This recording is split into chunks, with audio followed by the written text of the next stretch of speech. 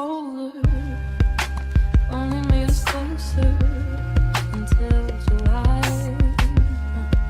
Now I know that you love me, you don't need to remind me. I should put it all behind me, shouldn't I?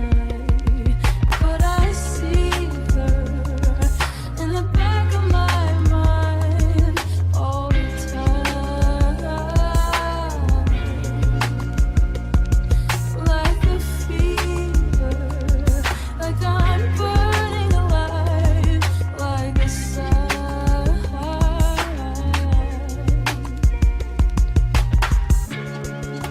Good things don't last, and life moves so fast. I'd never ask who was better.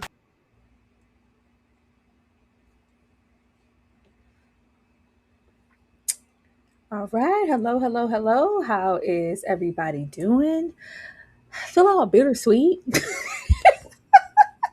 excited to come here and talk about the episode, but it's the last freaking episode. Like, that's sad.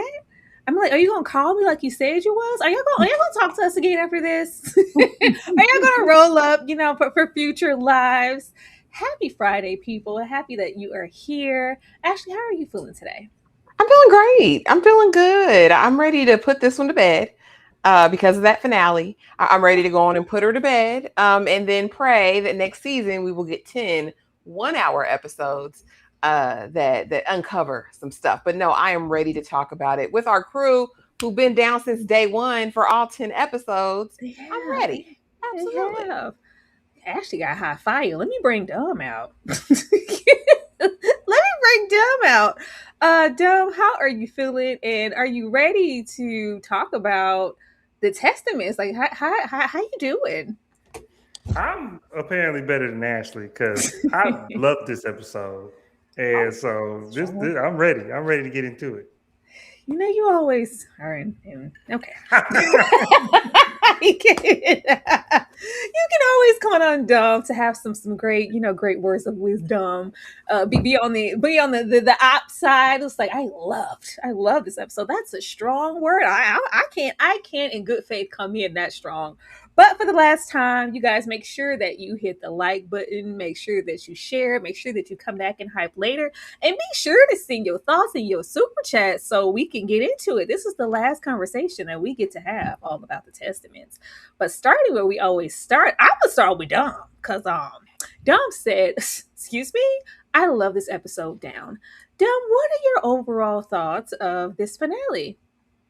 This was my favorite episode of the season by far. Yeah, not I can't think of an episode that really comes close this season. Maybe last episode because was that the episode where when the dad died when Becca killed the dad, that was great. That was a good episode. This is by far my favorite episode. I had emotions in this episode. I was getting choked up. I had to suck up the real G tears. We got Hannah reborn. The Hannah said, "Don't call it a comeback." I'm walking with my chin held high. We got Becca on not so happily ever after, but it's not the red center either. We didn't get answers to everything, but the conclusions to this chapter of the Testament, I was all here for. Wow. Unfortunately, I cannot say the same. I had issues. I had issues. I felt like they kind of played in my face. I felt like when y'all were cute with those 30 minutes, we definitely needed the extra 20 because you came in here and you tried to microwave all the events. We need all the things to happen now, but it was a case of doing a whole lot for me, but also doing a whole lot of nothing. They did what, unfortunately, I didn't want them to do, and I think I said it either in the live or in my review. I don't want it to strictly be the Becca and Hannah show. I want it to be with everybody. You would never leave Shunammite over there. You would never leave Hulda over there. I needed inclusion. We did all of those little red herrings. Yeah, Commander Judd. Commander Mackenzie. I needed some more with Paula. Yeah, well, whatever happened over there with Daisy. Okay, I needed more things. I will never say that this was a bad episode. It was far from that. But like my favorite of the season, no. I felt like, and I guess we'll get into like their arcs and everything, but it was just like, yo, we need it all here. It's my money and I need it now. Like it was instantaneous. It was instant ramen. I said, hold on. That's not what y'all were giving even last episode. Especially when y'all played in my face. What pissed me off the most was Garth. I said, who this? Who is this? This is not the Garth that I've witnessed this entire show. Now we're in love. Now we're making sacrifices all about Agnes. Because if you said it, it's gold. Because I care about you, girl. When you started caring about people last episode, I must have missed that. I missed that bridge. We gonna save it, but it was imperfect, but not bad. Ashley? So yeah, on the sweet pea meter or scale, I gave it a 4 out of 5 sweet peas. I did. Like, no episode has been terrible for me. I can't say that. This is going to boil down to me as like just preferences, personal preferences. For me, in a finale, I need a piece of closure. I need to know like 70 to 80% people's motivations. I want to know who these people are by the end of a season 1 in the finale.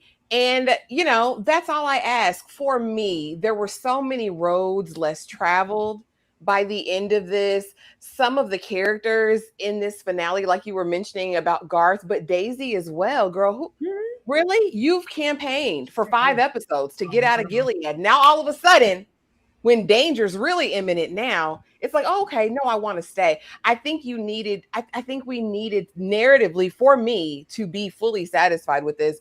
I need things to make a little bit more sense. I feel like stuff was just thrown in there, some stuff for fan service. I really feel like they thought that certain things the people wanted to see that just honestly didn't click for me. In what world am I giving a lunatic hope that there's a future for me and you, baby? And she's medicated. Like, some things for me just didn't work, but I'm never going to call it bad. The writing was good. Narratively speaking, it was fine. It's just not what I personally want to see in a 10 episode season at the very end. I felt like, is this it? Like, we had to look at June again. Like, and then you ain't know where your child was. You ain't know where you sent Daisy on your wild mission. Like, there were just things, right?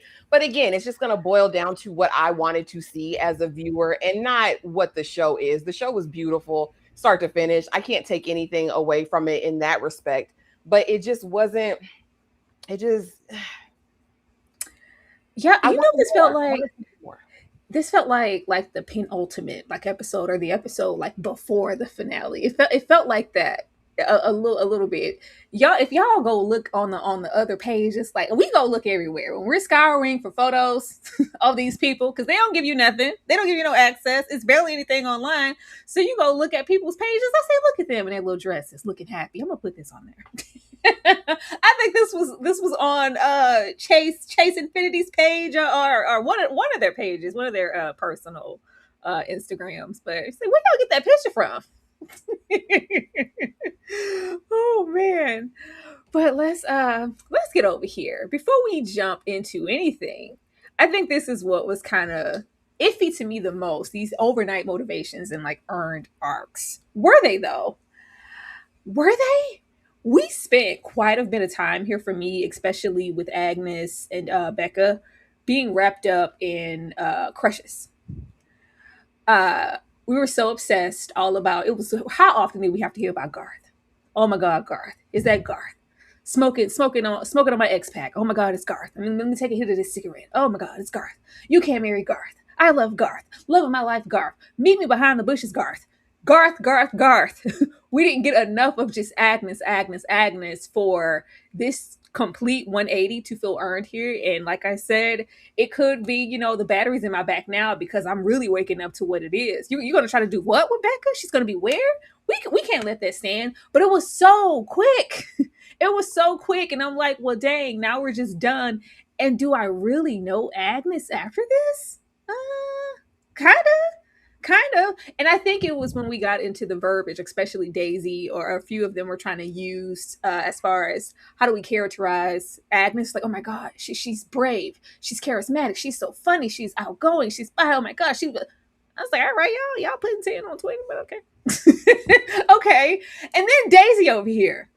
Baby, you cannot give me, I'm gonna say 85% of the show. Daisy just wanted to go home. From the time that we met whoever got hung up on that wall. She said, "Oh, this is what I signed up for. You never said that it would have to be this. I want to go home." It took a minute to gain trust for her to even just gain access to the group, even to Agnes, because Agnes was a bit guarded, and when she wasn't, we were competing for friendship. How this was making Becca feel, or a low key girl, what you doing over there talking to Garth? I feel like you too close. It was a hint of that. It took a minute for us to get to. I think by the time we got to the crack pipe, she said, "Girl, is that a smoke and a pancake? Is that a crack pipe in your room that you're hiding in your keepsakes? You know what, honey poo? I'm not even gonna burst your dreams. You have that." And it was like, you know what? I kind of see you, and I see you too. And that was still, more so a pretty like later in the game episode. And then we have Becca. Like, damn, it was so bleak. It was so bleak. Once we got to guess we'll say the inner workings of Becca's life and that sacrifice that her mother was willing to make, I said, man, I wish we could have been over there.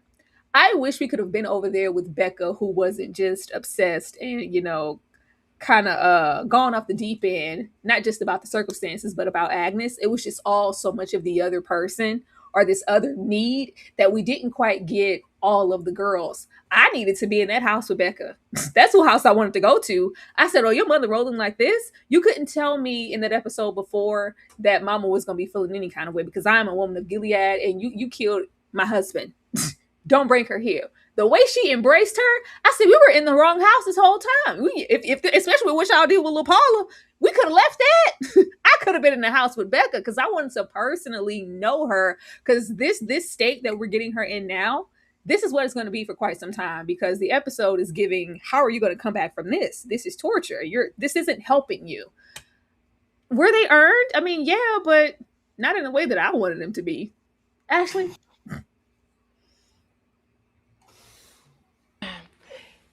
So yeah. And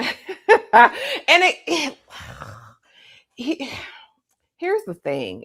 For me, again, I just the overnight shifts. And I mean, we saw like little breadcrumbs and little pieces of like awakening throughout, especially on the part of Agnes. We saw it here and there, but now some things are just so incongruent for me because out of one side of my mouth, I can tell this predator, Weston, listen, it happened to me, baby. I need your help. But when Daddy Mackenzie pops in, the one who saved your limbs, literally, I'm still lying to him. Like, I'm just trying to figure out, and at the end, she's the craft, right? She's the leader of the witches of the school, making her way downtown. And I really want to understand, I've been said it last week. I just want June to pop out. And she was the least like June in this episode. But I mean, it's fine. She feels guilty maybe about turning her best friend over to the people in her imminent unaliving. So I do what I got to do because this is down to the wire. So, I mean, I get that. But did I feel it? Not all the way. As far as Becca, I want to give a shout out to the actress who plays her. I think she did an amazing job. Did I believe she belonged in a padded cell? Absolutely. Did I believe Garth needed to lock them doors? Absolutely. I thought she did amazingly well at this, but I agree with you. And I watched your full review, Tyra. And I was like, well, that is very true. The dynamic between a mother and Gilead, right? Meaning I didn't birth this child, but I'm just her mom in this family. Mm-hmm. To see her willing to lay down her life for her child, like, I should have done X, Y, or Z. It left me with so many more questions. What was going on in that household? What was their dynamic? The only reference I think we had heard to Becca's mom before, I think, was at the preparation party where, she'll do anything because she's the low of the low. And then later, my mom, all she does is sit in her room and cry after the drunk night. But other than that, we didn't really understand that this was a real bond. This wasn't her fake mama. This wasn't Apollo. This was like a mother. Who's been down with you since day one. And if she had known, maybe she would have. I don't know. I really loved that we got a piece of that, but I would have loved to know more. As far as Daisy, and the people said that it's been this way the whole season. The scenes between her and June completely took me out of the pocket. The mouthful of mush, and they say it's because she has a Scottish accent. but her tongue and the way she was speaking was so off-putting for me throughout those scenes. Like I was like, it completely took me out of it. Not only that, but the way you have the weight of the world on your back now. I'm an Avenger. I'm Captain Canada, and I'm coming in to save these girls, June. I don't give a damn. Since you lost her, the one you left, June, you don't know what I've done, Daisy. Well, I know I can do better. F Mayday, F you, and I'm going to do this. And I'm just like, Daisy, you were petrified, peeing on yourself before. I don't know how we get here. We get here, though. I'm excited to see what this army is going to look like. And, you know, nothing more dangerous than some teenage girls. We're going to see it, Tyra, but there were just so many clunky things for me. But, you know, I do. I think these actresses all acted down. My only qualm was with Daisy's speech there. I don't know what happened, but that was. Take a drink. Dad said, "Let me take a sip." Just know that we ain't even started getting into the episode yet. These are just opening thoughts. Dom, did they earn these arcs? Yes, they earn these arcs. Let me tell you something. So let me start with Daisy and work my way up to big homie Hannah. Daisy, if we watch the show and remember, Daisy wanted to come to Gilead. Nobody wanted her to come. She wanted to come. She wanted to come because she wanted to make a difference. And her complaints, like, yeah, she was aghast and clutching her pearls at the reality of Gilead. All throughout the season, she was clutching her pearls, of course. But at the same time, she was frustrated with Mayday's lack of movement. She was, because Mayday's looking at the big picture and trying to make institutional change. So it's making Daisy be patient. They really ain't giving Daisy no orders. They gave Daisy one mission. They ain't told her to go get no information. Well, I guess she got the information. She can do everything on her own. The Japan thing, all the information she gave Mayday, she took the initiative and got, and Mayday just received. And all Mayday been telling her to do is sit still, be quiet, and be a pearl girl. And Daisy's been frustrated because she's like, no, I want to do something. I'm here to do something, and y'all not doing nothing. Y'all letting all this stuff fly by. It's craziness around me. We need to do something. And so now when we get, the accent was a challenge for her, because this was, the June scene was a big monologue scene. So it was a lot for her to do. But to me, that scene with her and June was part of the reason this is my favorite episode. That interaction with June to me was like, yes, Daisy, and yes, June, this is how you pass the torch. This is how the next generation, because June in Handmaid's Tale fought Gilead by espionage, and June did it in a very specific way. Daisy's not going to do it that way, and June can't do it that way anymore. June's so famous now that she can't dress up as a Martha and just sneak around Gilead. Them days passed, because everybody knows June Osborne, she who shall not be named. But Daisy can do that now, so June got to pass the torch. And that interaction between them, I thought, was well written, well acted, and put a point on Daisy's arc that it's like, this is my time now. And I'm gonna do it my way. And when she said, I'm ready to die about this, I was here for it. I'm like, oh, she said, I'm ready to die about this. This is because that's the arc of Daisy. Because she always wanted to do something, but she was so scared of the death around her. But now she said, man, forget the death. I'm here to make change. Let's do it. So that, to me, that was Daisy's arc, and we got there, and it was great. What is this middle girl's name? Becca. Becca. It's just so many white ladies. Becca's. If we remember, if we go all the way back to episode 1, the way we get introduced to Becca is Agnes's best friend, and we ain't supposed to have best friends. Every aspect of Becca's life is outside of the norm of Gilead. She don't want to be a wife because she gay. She love Agnes, who don't want her. She's Agnes's best friend. She won't even war. She ain't really supposed to be best friends. So everything Becca do, every turn of her neck, she risking her life, and she's just fed up. She's been checked out since we met her. She's been checked out of this whole process since we met her. And the closer and closer we get to her being married or her to hit these milestones, she just get more and more disinterested in this whole project that we're doing. And so to me, Becca to me had the most consistent arc on the show. It made all the sense in the world of how we got here. And big homie Hannah. Wait, and I watched you guys' reviews. I watched both of them. And Ashley, you said something that made me clutch my pearls because you said something. Ashley, You're always she clutching their pearls. I'm just saying, because you characterized Hannah as like a microwave. Her plot was like, it was like microwave because it was like overnight that she's now this like cosmic avenger.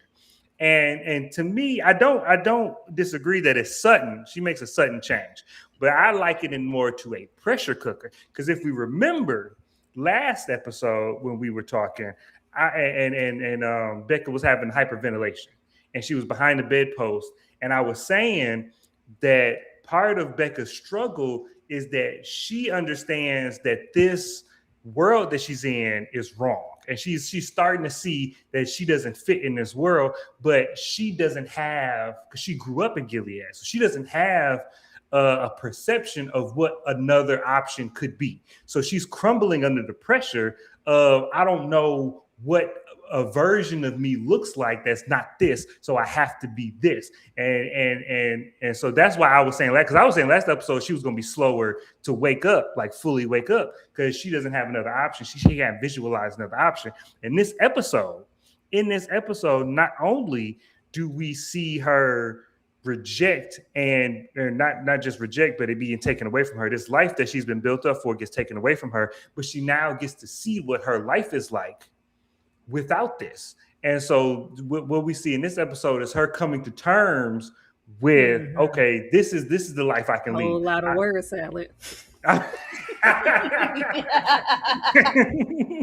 but we see the pressure get to a boiling point last episode, and now in this episode we see a release for that pressure. She has an outlet now. She has a version of her life that she can see that's not what old Dusty Paul had been telling her to do. And so Agnes to me was, well, I was proud every time Agnes when she walked out, when she walked out into the courtyard and she was talking smack. I was like, man, Agnes is here, and she pulling strings. She talking to the command. Agnes did more chess piece movement and got more motion than anybody else in the show. She did more than Aunt Lydia. She did more than her daddy. She got stuff moved. She moved more dominoes than anybody else in the show, and that's Agnes. And what I think is, because we keep expecting June to come out, and I think I've been left at this loop. Well, yeah, but I think part of Agnes's arc, and this is me speculating, but I think part of what we're going to see with Agnes is a balance between nurture and nature. Like we see, and even Daisy says something to her this episode about the aspects of June. That's an element of nature, but she's not June because she grew up in Gilead. So to me, she's going to be more of a June mixed with Serena, in the sense of like she's going to navigate this in a way of a woman in Gilead. She's not going to navigate this like some outsider trying to change Gilead. June, no, I don't want to see June. June is Daisy. Daisy is so June coded in a bunch of ways. It's not that. I never expected her to be June, even in the sense of her hyperventilating last episode. I think we were waiting for so long. We spent so many episodes just waiting. Like, why is it taking so long? I thought at this point we would, to the point, even after last episode, we were like, yeah, we're probably going to get that uprising type of energy, or her becoming a little bit more aware in the next season, because it's just not here. When you ball it up and you make it so instant, something about it feels disingenuous. Everybody around her seemed to accommodate this new instant Agnes. It was like, oh, well, baby, I thought you breathed wrong. The aunt's gonna smack fire out of your life. Like that's what it was given. But here it's just I would think that, and not to steal from another show, but the best show in the world, Game of Thrones. There's a scene with Littlefinger and Varys, and they talk about power. And the end of the conversation is that power resides where men think it is. And the thing is, the women in Gilead, certain women have a certain level of power, and June did this too when she was a handmaid. There's a certain level of influence and power that women have. You just have to understand where you can apply it and in what way you can apply it, and that's what Agnes was starting to figure out in this episode, she was like going and screaming and asking for you to save my friend Becca is not going to work because I don't do what you say because you're a woman. But if I come humbly and scared and ask you, plead with you, please save my friend. Please, powerful man, save my friend. Then all of a sudden, stuff start moving. You know what I'm saying? Agnes is learning how to play the game, and that's why I say she to me is more like Serena in the sense of like, all right, I'm gonna learn how to play the game in the way that benefits me. I'm not trying to burn because Agnes ain't trying to burn the whole system down. She's just trying to save a friend. That's all Agnes trying to do. Is I'm just trying to save one person. And that's what we got. June was trying to fight a system, and that's what Daisy trying to, like you said, that's what Daisy doing. Daisy trying to fight a system. Agnes is like, I got one friend, and I need you to say Ashley, please.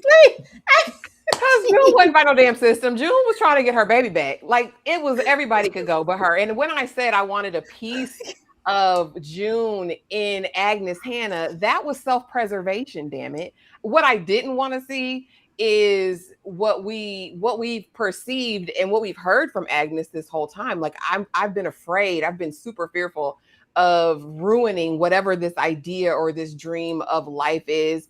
And now I'm gonna give everything to her. First, I get her saved, but then I'm gonna give her my man too. Like, I'm just gonna lay it all out for Becca, because this is her only hope in a future. When she's been so docile and so afraid to say anything, to move, we literally just saw her let Hulda sacrifice herself. She came in the final hour, but for this full bold approach to come out the way that she did, I just, and like you said, it could be a pressure cooker and fine, but I'm just saying, give me more than a 30-minute episode to bring her further to the point for me. I can't with y'all. My bad. I thought this was an icebreaker. Thank you so much for the super chat. She said, blessed be the fruit of today's live. Under his merciful eye, may thy comments overfloweth with super chats. Thank you. Absolutely. Say that again. It's gonna be a long live, y'all. Hope y'all got some snacks. I don't have Hope y'all you got no snacks. Hope y'all got some water. Just have some libations around. But leaving this and getting into the start of this episode, the start of the episode is crazy. We've shared so much. I love it though.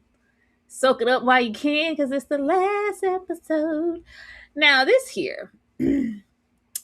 We get into this coroner report, and it was like, oh yeah, we was stabbed. The way that vigorous report said that those stab wounds were from 1 to 4 inches from the chest, leading all down to the genital area. That was my focus, the spot of blood and everything, and us coming to the revelation, like, oh, my friend is really gone. This wasn't a nightmare. This really freaking happened. But I got my hands on that report, and this is what it said, and I was like, oh, that's where we're gonna leave it. We're not going to talk about it because, we found out later that they just kind of want to sweep it under the rug and focus on the bigger picture. Let's just not even rock the boat. But I was like, I really wanted confirmation on Becca's motivation. I guess we're going to have to lead with the last episode when it was like, okay, well, did something happen to you? Did he ever touch you? Did he ever hurt you? She said no. But I thought with so much, when she said it was some passion behind every single stab wounds, like the assailant was bad as hell, and it's like it was all just strictly Agnes. I don't know. I don't feel completely okay with that. Especially, you guys have been very vigorous about saying that it happened in the books. So I was like, are they trying to leave it kind of open ended, or are we just supposed to just think that this was all about Agnes and what you did to her and how you hurt the love of my life, in my mind at this point, my best friend, I need to do this for her. But for the way that it looks in the home, especially, y'all messed me up with the mom. I said mom says a whole lot. The mother and then the matriarch of the home says a whole lot about the structure, and it's giving that this is, and even how she reflected on, oh, go to my dad, he'll help you out, he'll wrap you up lickety split. They were good parents to her. Great parents. So it's just like you were that disillusioned and obsessed all about Agnes that you went in there and stabbed who was a good man Savannah to you as a father. Best father you ever had. One of the greatest fathers as far as we know, with his little musty gray suit. And Gilead, these parents loved me. They protected me. They never harmed me. But just off the base of just Agnes and what she mentioned you done to her, I got to stab you. I have to kill you right now. And we just have to find solace with that. I was like, well, I get it, but I just knew that we were going to discuss further. Well, actually, he did do X, Y, and Z, but we didn't. Actually, did you want to know more about the motivations? Did that coroner's report do anything for you? I mean, yeah, it was wild because we saw the, but apparently it was way more than what we saw because 1 to 4 inch deep stab wounds all over his body and in the genitalia. We didn't see all that. We saw the in the chest. We saw a couple more, and we walk out like the Omen or whatever. But now it did beg the question for me, and I think they were intentional into not really into leave that area kind of ambiguous for us, the audience, because I think that's how she's perceived in Gilead. I think the impetus for Agnes Hannah going over to Garth was something Paula said. She's soiled anyway, right? If he was doing that to the other girls, what was he doing to her? I think in the conversation where we have the aunties come over and we're talking to Becca's mom said, I didn't, but I should have. It kind of makes you think, well, maybe there was something else to it that we don't know. I'm fine with the ambiguity of it because I still think at the end of the day, this was a break. This was a psychotic break for this girl. Like, I think, the one true love that I have in this world that I perceive to be all mine has now been touched by something else. This is divine justice. I'm the hand of the Lord. I'm God's instrument, as they call it. I need to make this right. And I don't think it fully connected. Like I said, I felt like Becca was breaking from the moment Agnes told her that to the dinner to later on. I think this was just part of, the repression of it all. And we've seen it. We saw it with Commander Lawrence's wife. We've seen this in Gilead before, that like breaking of a mind. And I think this was just kind of the catalyst for that. So I'm not really bound on it. Y'all know I thought Becca was crazy anyway. So the fact that she would do this just off the strength of Agnes doesn't surprise me at all, because Agnes is mine. That's mine. Like, what was that little girl in Animaniacs? Mine. I want to love you and squeeze you and kiss you and hug you. And she's like squeezing the animal to death. That's how I view Becca. So yeah, no, that the motivation, I'm fine with it being ambiguous. Maybe they'll clear it up. I know the book clearly says that he did violate her as well, but they do seem like they've gone in a completely different direction with that. Dom, were you okay with the ambiguity, or did you want a little bit more? I didn't think it was ambiguous. My Yeah, well, because to me, when Agnes asks Becca, did her father ever touch her? To me, there was no. Becca's response was so absolute to me, in the sense of like, no, of course not. Why would you say that? That's ridiculous. And there wasn't, like, to me, from a cinematic, a visual storytelling aspect, there wasn't any hint of like she's repressing something or she's ignoring something. I just didn't get any hint of that. And from the moment we met Becca, to me, this was the straw that broke the camel's back. I don't think this was all about Agnes, but it was the match that led it. Because from the moment we met Becca, Becca is repressed, depressed. She's all depressed, and it gets to a point where the one thing she has is this dream, this fantasy of her and Agnes, and the realization of what her dad did to Agnes, I think, ripped it all away. I think it poked a hole in her little bubble that she had in the corner of her mind that kept her going, and she just snapped. And I think that's why they streamlined Becca's character from the book. I think Becca's character is in love with Agnes, and she has to hide that. She's gay. She has to hide that. And it's like she's so insulated and compressed that it just bubbled over and it exploded, and all the energy went to her dad, and then she just cracked. And that's why she was catatonic afterwards. She was just like, I can't.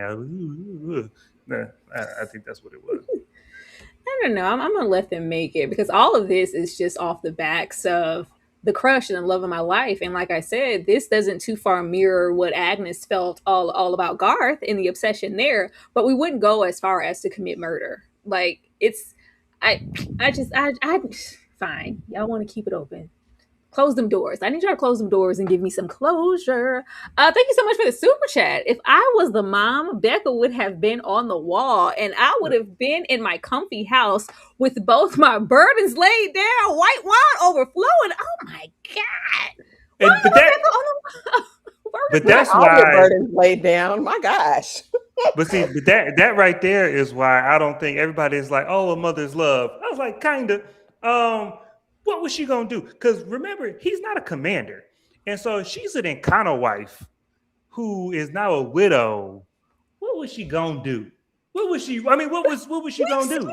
husbands? Another day, she could have been a Martha. She could have went to work as an auntie. She could have I'm done not saying a number of things. I'm not saying her only option is death. I'm just saying that if a commander's wife did it, or if somebody, it was like, yeah, it was nice. Yes, it was selfless. Yes, it was emotional. This was a great mother moment. But she was out of options. She already was on. She was one rank above like a colony woman. Like she was already on the lowest caste anyway. It wasn't That's not the point, Dom. We gonna I'm get not to saying that it's spot. the I'm not gonna point. play I'm with saying y'all about that woman and her sacrifice for Becca. I'm just Please. saying. No, it's like, well, you already had one foot in the grave anyway, just gone, literally and physically hanging it up. was beautiful. I thought it was It was Absolutely. beautiful. It was beautiful. And Like like I said, I got oh, choked she up. wanted to be somebody. Oh, I got choked man. up when they was at the table, and she was like, "That's what should have happened." I ain't acting like I didn't have emotions. I'm just saying it was a lot of. Are y'all arguing in this chat? We are. I'm like, what is happening? Where's your moderators, Tyra? Be kind, y'all. It is okay to be objective and share an opinion on a show. If you don't agree with it, you don't agree. But don't be getting spicy in the chat, y'all. Be cool, man. Be cool. It's the finale. Let's get over here because I'm about to get spicy. Becca is all girl interrupted. We're over here. We're catatonic. We're singing. We've seen this song and dance before. And just who we thought might rolled up. Aunt Lydia. Powerless, per usual. Yeah. Supporters, speak up. I can't hear you. Where's that power? When was this battle axe coming in here with power? Okay, I'm gonna leave it up.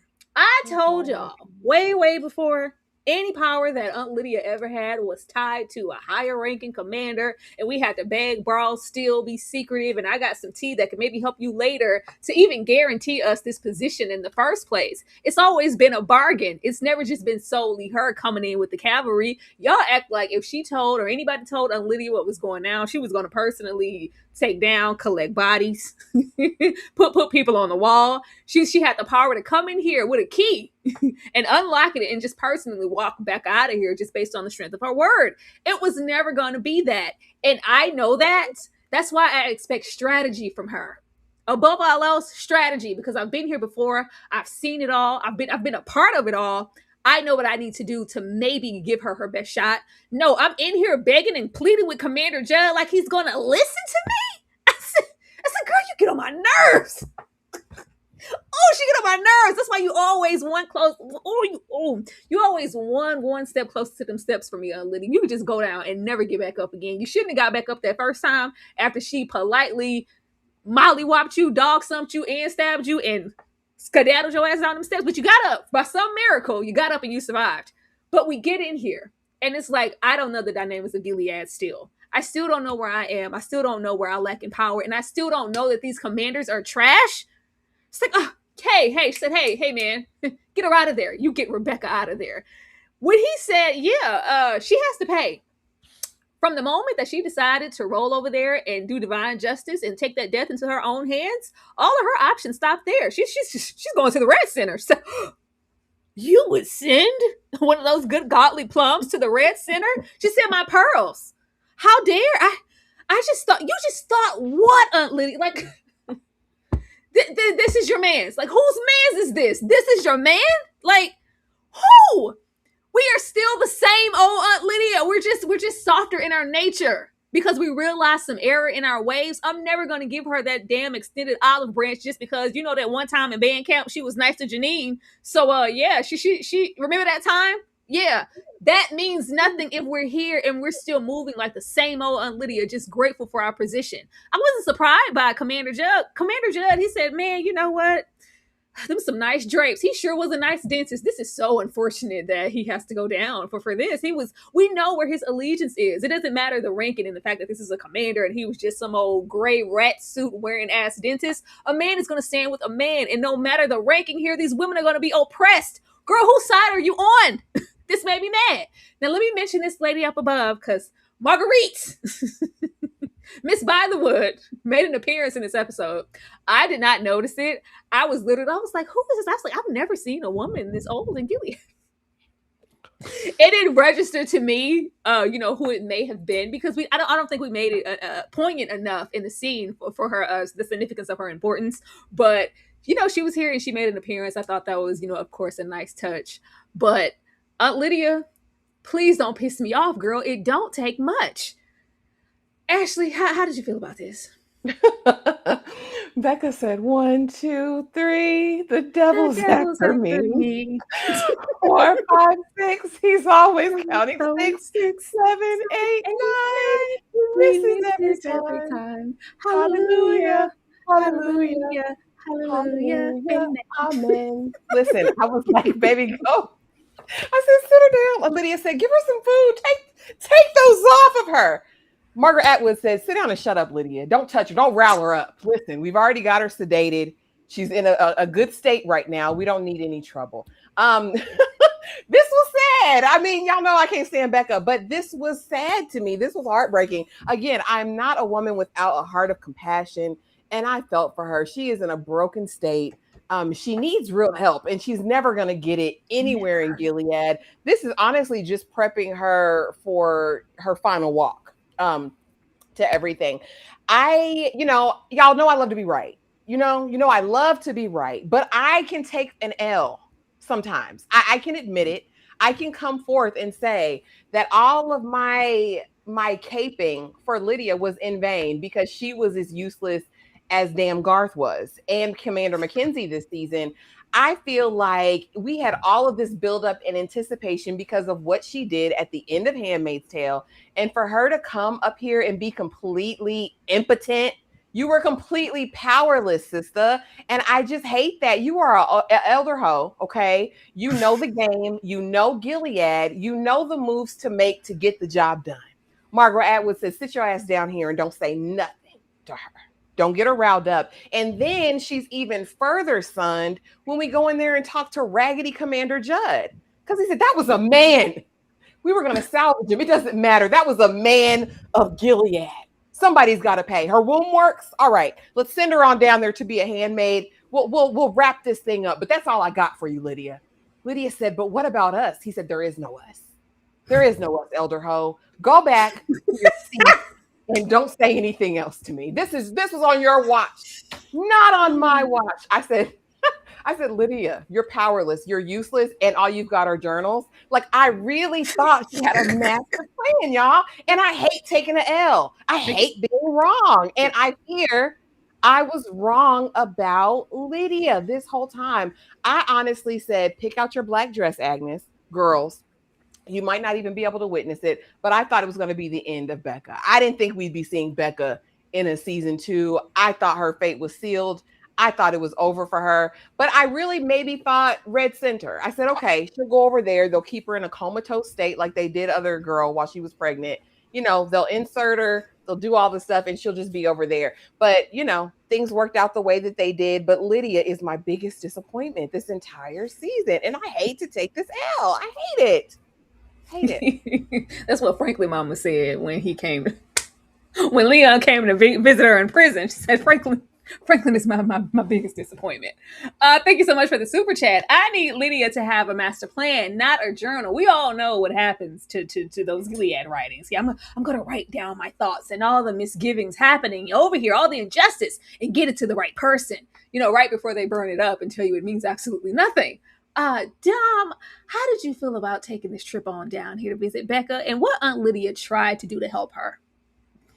Well, first, I did not know that that was Margaret Atwood. I don't have her face memorized, but I thought that was going to be like some recurring, like I thought it was going to be some new character that was going to rival Aunt Lydia because she was the only one in there that was in all black that didn't have a mask on. So I was like, oh yeah, she finna be like the anti Lydia. You know what I'm saying? I thought she was finna be. I was like, oh. Then I looked at the episode. I was like, oh, it's just Margaret Atwood. Okay, cool. That was cool. Okay, yeah. All right, Stanley. But I mean, and I'm gonna say this, Ashley, you were wrong, but I don't think it was your fault. Hey, I'm like, well, damn, you got to say it again, Dom, like, and with that tone. Okay. Yeah. No, but I don't think it was your fault because I think that the way the Handmaid's Tale left Lydia and where Testaments picked up is two different Lydias. I mean, in the sense that the last time we saw Lydia, she was being hung and she stopped being hung, and then the very next thing we see from her after not dying is her giving Janine over to the Canadians or the Americans or whatever, but she giving away Janine and the baby to freedom. The implication, like when the credits rolled at the end of Handmaid's Tale, to me the implication was Lydia had a come to Jesus moment. She had awoken, and now she finna be the best double agent that the Americans have ever had. And so now that we get the Testaments, to me, the Testaments have not only retconned all of that, but also made Lydia, as I've known her through this entire two series, they've made Lydia's character more confusing and contradictory, in my opinion. They retroactively made her character in Handmaid's Tale a little worse because they gave us these flashbacks, and they gave us this flashback of Lydia, and then so they let us know that Lydia created this whole department. The ants was her entire thought baby. And so, because and let me tell you, this might be just me, but this whole time I thought that Lydia was a true believer. And she was like, oh, I'm the only true believer of the idea of Gilead. And everybody else is just using it as a means to gain power. But Lydia was like the true believer of all of this nonsense. But then when we get to the flashback, it's like, nah, you knew this was a survival tactic. Like you knew that you were in a position where it was like, I'm pulling this out my butt because I'm trying not to die. And all of this, and I was like, she must have met in my mind before this flashback. I'm like, she must have met commanders who were true believers. Like she must have met people who she actually believed in God and all of this stuff that they spouting. And I'm like, I have yet to see. You telling me you and Judd started from the bottom in Gilead, and this was your ace boon coon. You can't tell why do you believe this stuff? Who was your test subject that made you think that any of this was gonna fly? This is all a shell game. This is all smoke and mirrors, and you were here for the smoke and the mirror. So now, to me, Lydia's actions, not just in this show, but in all of Handmaid's Tale, are now suspect to me because now she's just crazy. Now Lydia's just crazy and or stupid. Like I have no expectations for her anymore because if you get to a point where she cares about you personally, she might look out for you. But outside of that, Lydia go do some dumb stuff. And I don't have any faith in her no more. Because I don't. To me, her writing has been so inconsistent. I don't know what they finna do with her. So no, I didn't like this part because this to me made no sense to me. Don't say now you just stupid.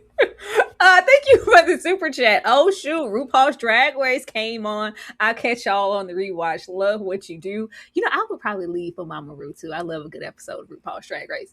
Thank you for the super chat, and hopefully you come back and enjoy the rest of the show. Yeah, I just don't be liking all the smoke being blown down my back. Give her a chance.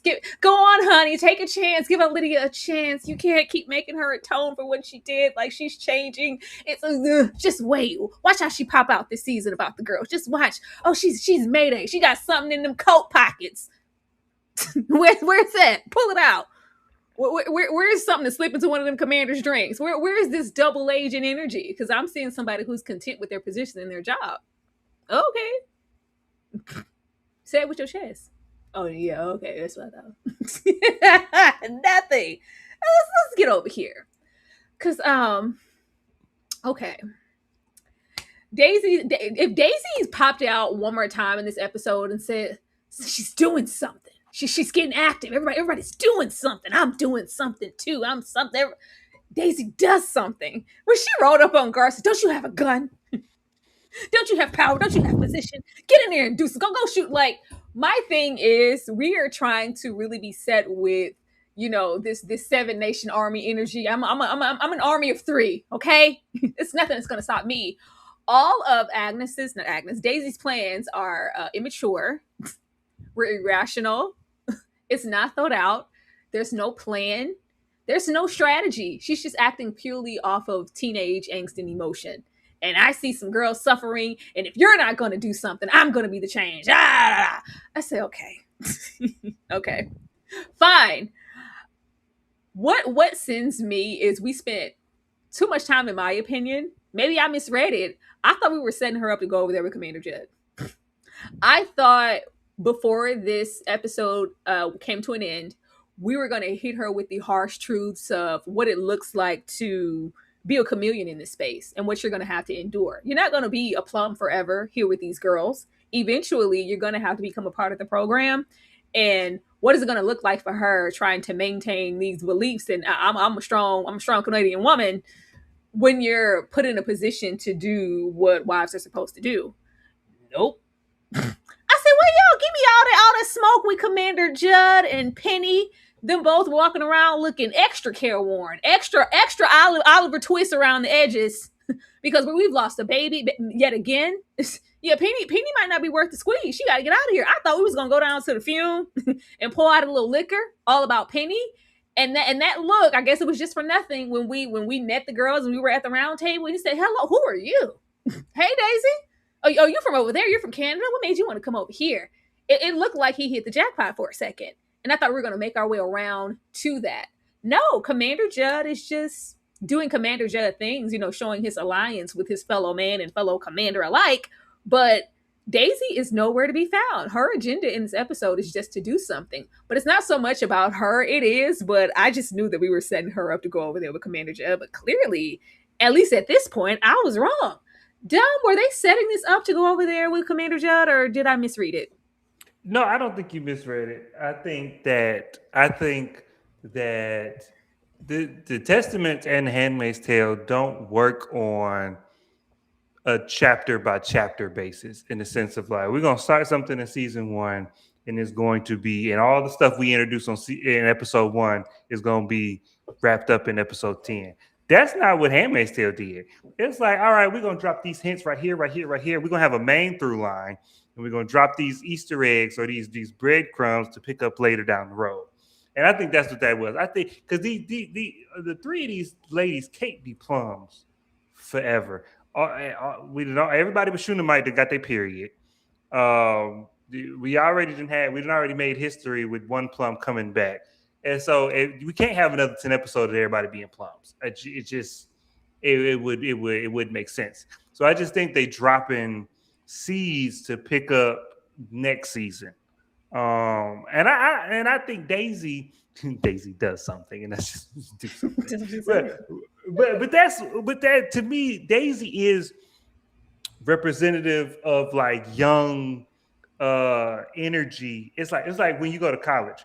When you go to college and you meet people like especially freshmen in college, and they take their first philosophy class or they take their first African American history class, and they just get their first taste of like how terrible the world is, and they get this one moral in their head, and it's like I'm a warrior for this one thing, and nuance and subtlety I don't factor in yet. They just one train of thought ahead. That's what Daisy is. Daisy is like, this is bad, so we do something. That's all Daisy has. And I thought that this season or this finale, it was going to like blow up in her face, and she was going to be confronted with the fact that you need a little finesse. I was wrong. No finesse needed. But I still like Daisy. I just think that, and I said last episode, is she gonna have to find some finesse if they're gonna want to keep me believing that she's not dead. Like if she keep barely making it through the skin of her teeth, that's gonna get old now. Like right now, they do it one more time, it's gonna get old. But I like Daisy. I like Daisy looking at all of this because Daisy is normal, and that's the thing that I have to. I just feel like I got to keep impressing. Is like Daisy comes from a normal society, a free society, and she's looking at everything and like this is wrong. We should do something.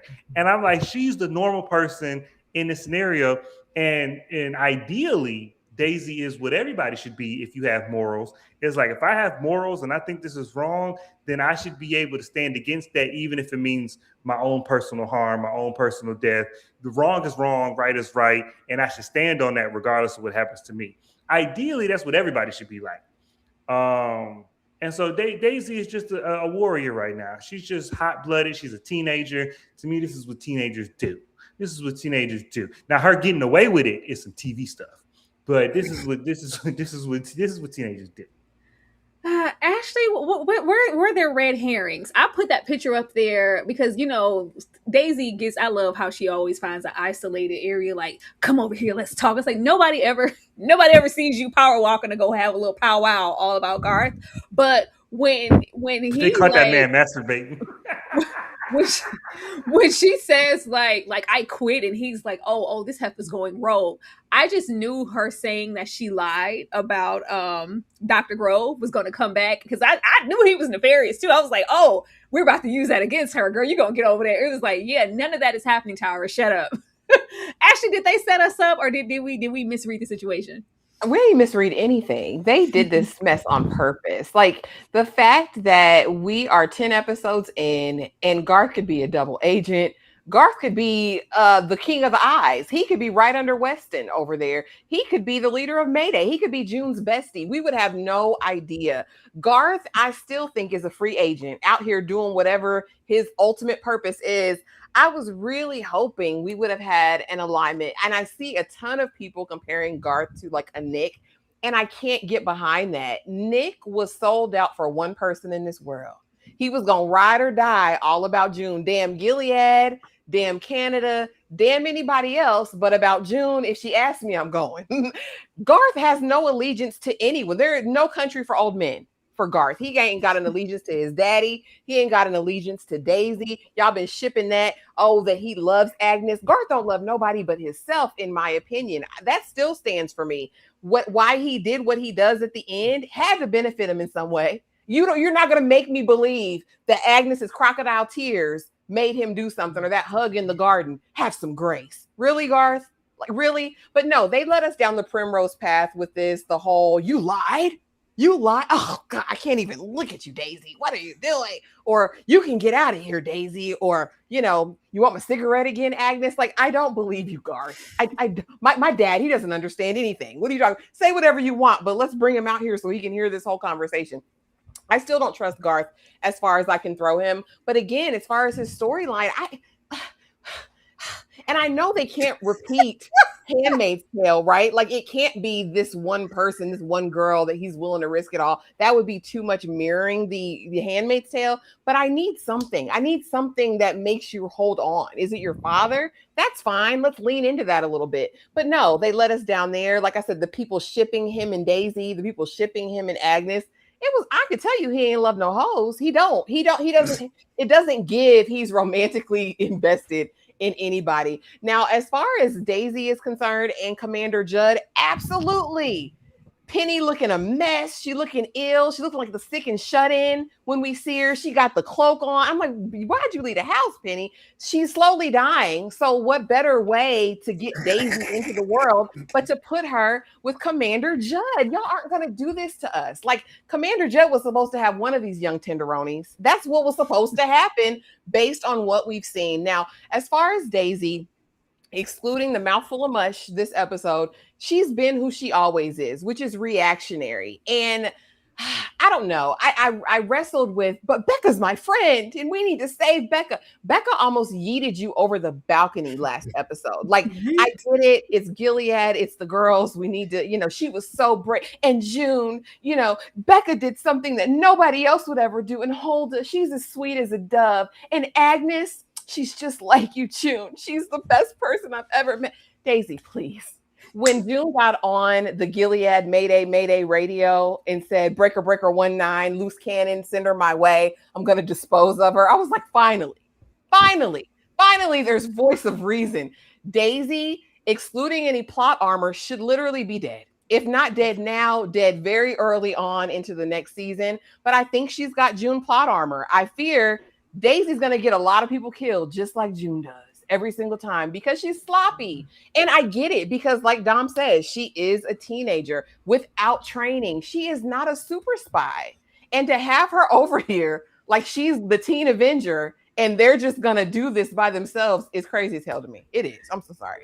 You know what she said? International super spy. That's all I see. When we see Daisy, all I see is ba da da ba ba shoo da da da. Like, she, where are you? Hey, June didn't have no training either. Where are you? Ba da da da da. Kicking down doors, superheroes. We're going on a trip, girl. If you don't, all right, okay, Daisy. I'm late, but I just wanted to add, as awful as it sounds, the kindest thing they could have done is let Becca go on to the Lord. She doesn't want this. She don't. A case can be made about, showing mercy, but we'll get there. This is still Gilead being Gilead, and these aunts prioritizing what we're always going to prioritize the man in the marriage. They feel like that's just going to save and course correct something.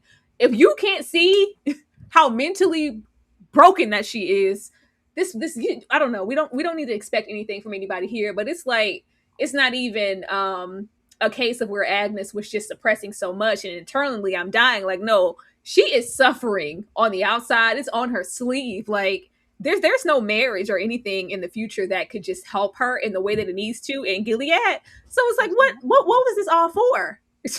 This I don't know why she couldn't have taken that little trip Daisy took. Like, get her to the border if that's what y'all want to do. But a life in Gilead, whether married to Garth, whether in an institution, wherever, is not going to give her anything that she needs. She is still a very broken girl. Very broken. Awful. Okay. Now you got Ashley already speak on Garth. This made me so mad. Maybe y'all in the comments, Tyra, maybe you should go run it back. You missed it, Buki. There were moments. There were nuances. There were glances. There were come hithers. All about. Shut up. There was nothing. I didn't go back to every single episode, but I went. I think someone did like a little montage online because it was, like you said, moments of them shipping Daisy or shipping Agnes. So they'll have these little collective clips. I was like, y'all can edit something down to make it look like something that it wasn't, but we very much had our own plan and our own agenda. Garth didn't give a damn about none of these girls. None of them. Even last episode when they came and hemmed up Becca, it was like, man, that's too bad. Wish I could do more for you. Like, it wasn't giving that I'm gonna sacrifice. When we're in the assembly and it's like, I can't take this, I'm getting out of here, and we go run to Garth and he consoles her. You need to do something. You need to help her. And he's like, I just can't. And then later we get the narrative of just do it for me. Do it for me, Garth. Do it for me. Do it for Becca. She needs you. Like, she's gonna be on the outskirts of Gilead, working in the fields or in the Red Center or somewhere locked up. It's gonna be hopeless. You have to help her. But it's like, what is that going to do, for my social capital in the middle of Gilead? Girl, I'm already low ranking. Girl, this is kind of encroaching on my plan. I had plans. Even when we had, I think Daisy mentioned, she was like, well, she loves you. She's in love with you. What are you going to do about that? Nothing. Well, you can't like follow through and, marry Becca. Like, why not? Of course I can. Like, that's a part of the stepping stones to get me to wherever I'm trying to be. If y'all didn't want to give away, who he was or his master plan or this agenda, fine. But you're never just going to convince me at this point. All of the like little cracks. I think it started the episode before where it was like, you know what? I really care about Agnes. Boy, let's just fight. Let's just fight, because you don't. Even if it was like, oh, this is messed up. You will never convince me that he will forego his own plan. And just off the strength of Agnes coming to find you in the heat of the night, you have to save Becca. You have to step in. You have to marry her. Like, just because I'm asking you, can you just do it? Fine. I'm gonna go take that green mile. Please. Please, especially how you ended up locking them doors later for Agnes. There must be a grander plan that we don't know about, but y'all can stop with all this love. There was no love and willingness to do this much sacrifice about Agnes threaded throughout their little relationship in the show. Please, Ashley. You ain't gonna make me believe he didn't call somebody on the bat phone and be like, should I do this? It was just like, there's no girl. He don't give a damn about you, Agnes. Like, I don't think he wants to see her go the way of the dirt, but he don't give a damn. Like he said, I ain't never thought about loving nobody. I don't love none of you hoes. Like, what do you think this is, Daisy? And when you tell me that she loves me, what are you gonna do? I'm gonna use it to my advantage in whatever way I can. You don't think he's gonna call in a favor later or be like, I did this solid. This is about leverage, in my opinion. There has been no moment in this show where I have felt like Garth loves any of these girls. I'm so sorry. It never gave that.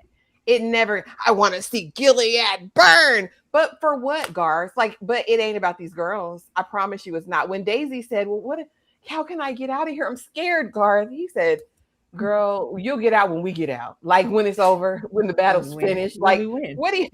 I don't think so. This was all about him looking a certain way in front of whoever he needs to look a certain way in to advance whatever his secret super spy mission is. But definitely, he don't love these hoes. He does not. He is not thinking about a girl. Y'all can't make me believe it. He's not thinking about nothing. He ain't thinking about no girl. Not in Gilead. Okay. Hold on, it's the piece Maybe of his mama. Dumb. Was there any love between Garth and Agnes? Did we miss it? You know how sometimes, well, a lot of times, women will talk about men and be like, just because a woman was nice to you doesn't mean that anything romantic was involved. She was just being polite, but you just see politeness as a come on. This is what y'all doing with Garth. From the moment we started this series, the connection or the lust between Agnes and Garth has always been depicted as one way. Agnes pines over Garth. Garth doing his job. Garth clocking in. Garth doing overtime because he doing his job and he doing Mayday job. Garth ain't worried about these hoes. Garth trying to keep his neck. I ain't never. You see a presumably handsome man look your way and not scowl in disgust, and you think it's a love connection. No, that man just looking at that girl. He just looking at that girl, and he might be compassionate. He gave her the cigarette, but he didn't snitch on her. He might be compassionate. He not a monster. He supposedly is Mayday. I still don't believe that. But he supposedly got a heart. He supposedly don't want this system. He wants this system to crumble. But that man don't love that woman. And if you're trying to tell me that man love that woman, where? Show me where. This is a show where this show and these showrunners love to show, not tell. They love to have a quiet scene where everything is communicated between looks and actions. I ain't seen no actions. I ain't seen no looks. I saw a little mixed girl looking at this white boy, lusting, drooling out her mouth for this white boy. And he trying not to get cut. He like, you need to stop doing that because I'm gonna die from you doing that. That's all Garth been doing. It's like, you finna get me killed. They just cut somebody this man hand off at a public assembly. They had a school assembly. But dumb. He checked on Esty all about it. He said, hold up, I need you to relax. She's experiencing something right now. Let me hug her. Shut up. It's like, what? But I'm saying everything got its exception. Look, when the hoes fall on you, don't please. Because that's what it is in my comments. Like, did you see the way that he handled? Like, that was a risk that he took with checking out Esty. Because he's not a monster. You telling me that if anybody else, I genuinely believe that if Daisy, if Shunammite, if anybody ran out of the schoolhouse into his arms and was inconsolable, he had to hold her up, and she was inconsolable, he would have said the same thing. He would be like, hey, chick, God, take a second, show some grace. You see, he hit her with a Bible verse. He was like, show some grace. He hit her with the religious hit, like, show some grace. Like, he would have did that regardless. I was going to say, can I add something really quick? Because I see a comment and it's just burning me up on the inside. So I want to really quick address it. Michelle says, Why would he still marry Becca though? He didn't have to, nor did it serve him to. I want to posit this to you. Does it make more sense if Garth is truly an undercover secret agent super spy, undercover brother, to have a fully mentally coherent wife watching his every move at the house? Or would it make more sense to have a lunatic who's heavily sedated 90% of the time and locked up in the attic? For me, in my house, if I'm a super spy, I'm going to go with the lunatic. Because here's what happened. Agnes went over there late in the midnight hour, crying, bawling, and said, why don't you do it? Do it for me. You know how hard it is for me, Garth. And Garth said, yeah, I don't know about that. Next day, he's in his dress blacks, ready to get married. Why? Somebody because he thought it over. He consulted him. Listen, he called somebody. Listen.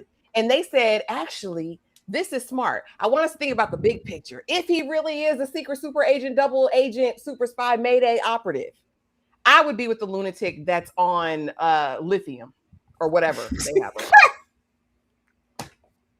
That's the lunatic on lithium. Say that 5 times fast. Yeah, you're right. Because all that stuff Commander Lawrence was doing, I mean, his wife wanted him to do the right thing, but still, all the stuff Commander Lawrence was moving to and fro, and his wife was in her bedroom. She wasn't watching nothing, and that's what. And he wasn't even locking the door. It felt like somebody said, "Well, actually, this is a chess move to get us somewhere grander. Just go ahead, go ahead and wipe her up. Don't worry about how it looks to others." Because that's what he said. He didn't say, "Oh, you know how hard this is for me, Garth." It's like, I know, I feel it too. We have never got I feel it too, Agnes. I see you, Agnes. It's like, well, I can't. Do you know what this is gonna do? Like, I can't. What about what other people's gonna like? I can't. Don't worry about just Garth. Do this for me. It's like, you know what? Well, actually, somebody has said that I do need to make that move. Let me go and marry her up. I'm locking these damn doors though. I'm not waking up dead. Lock them doors. I'm locking them doors. Wow. Oh, weird. But I wanted to mention them, even though we didn't get a whole lot of nothing. For the time that we spent with Paula, I expected a grander payoff. I didn't expect her to be in this drunken low. We didn't get one slap out of Paula. I just knew we were gonna get a backhand from her. At least once. No. We have her she's just disheveled. I'm just drunk and I'm an alcoholic state because you didn't follow through. What did you do? You scared him off. I always knew that June Osborne was gonna peek through and you were gonna mess this up.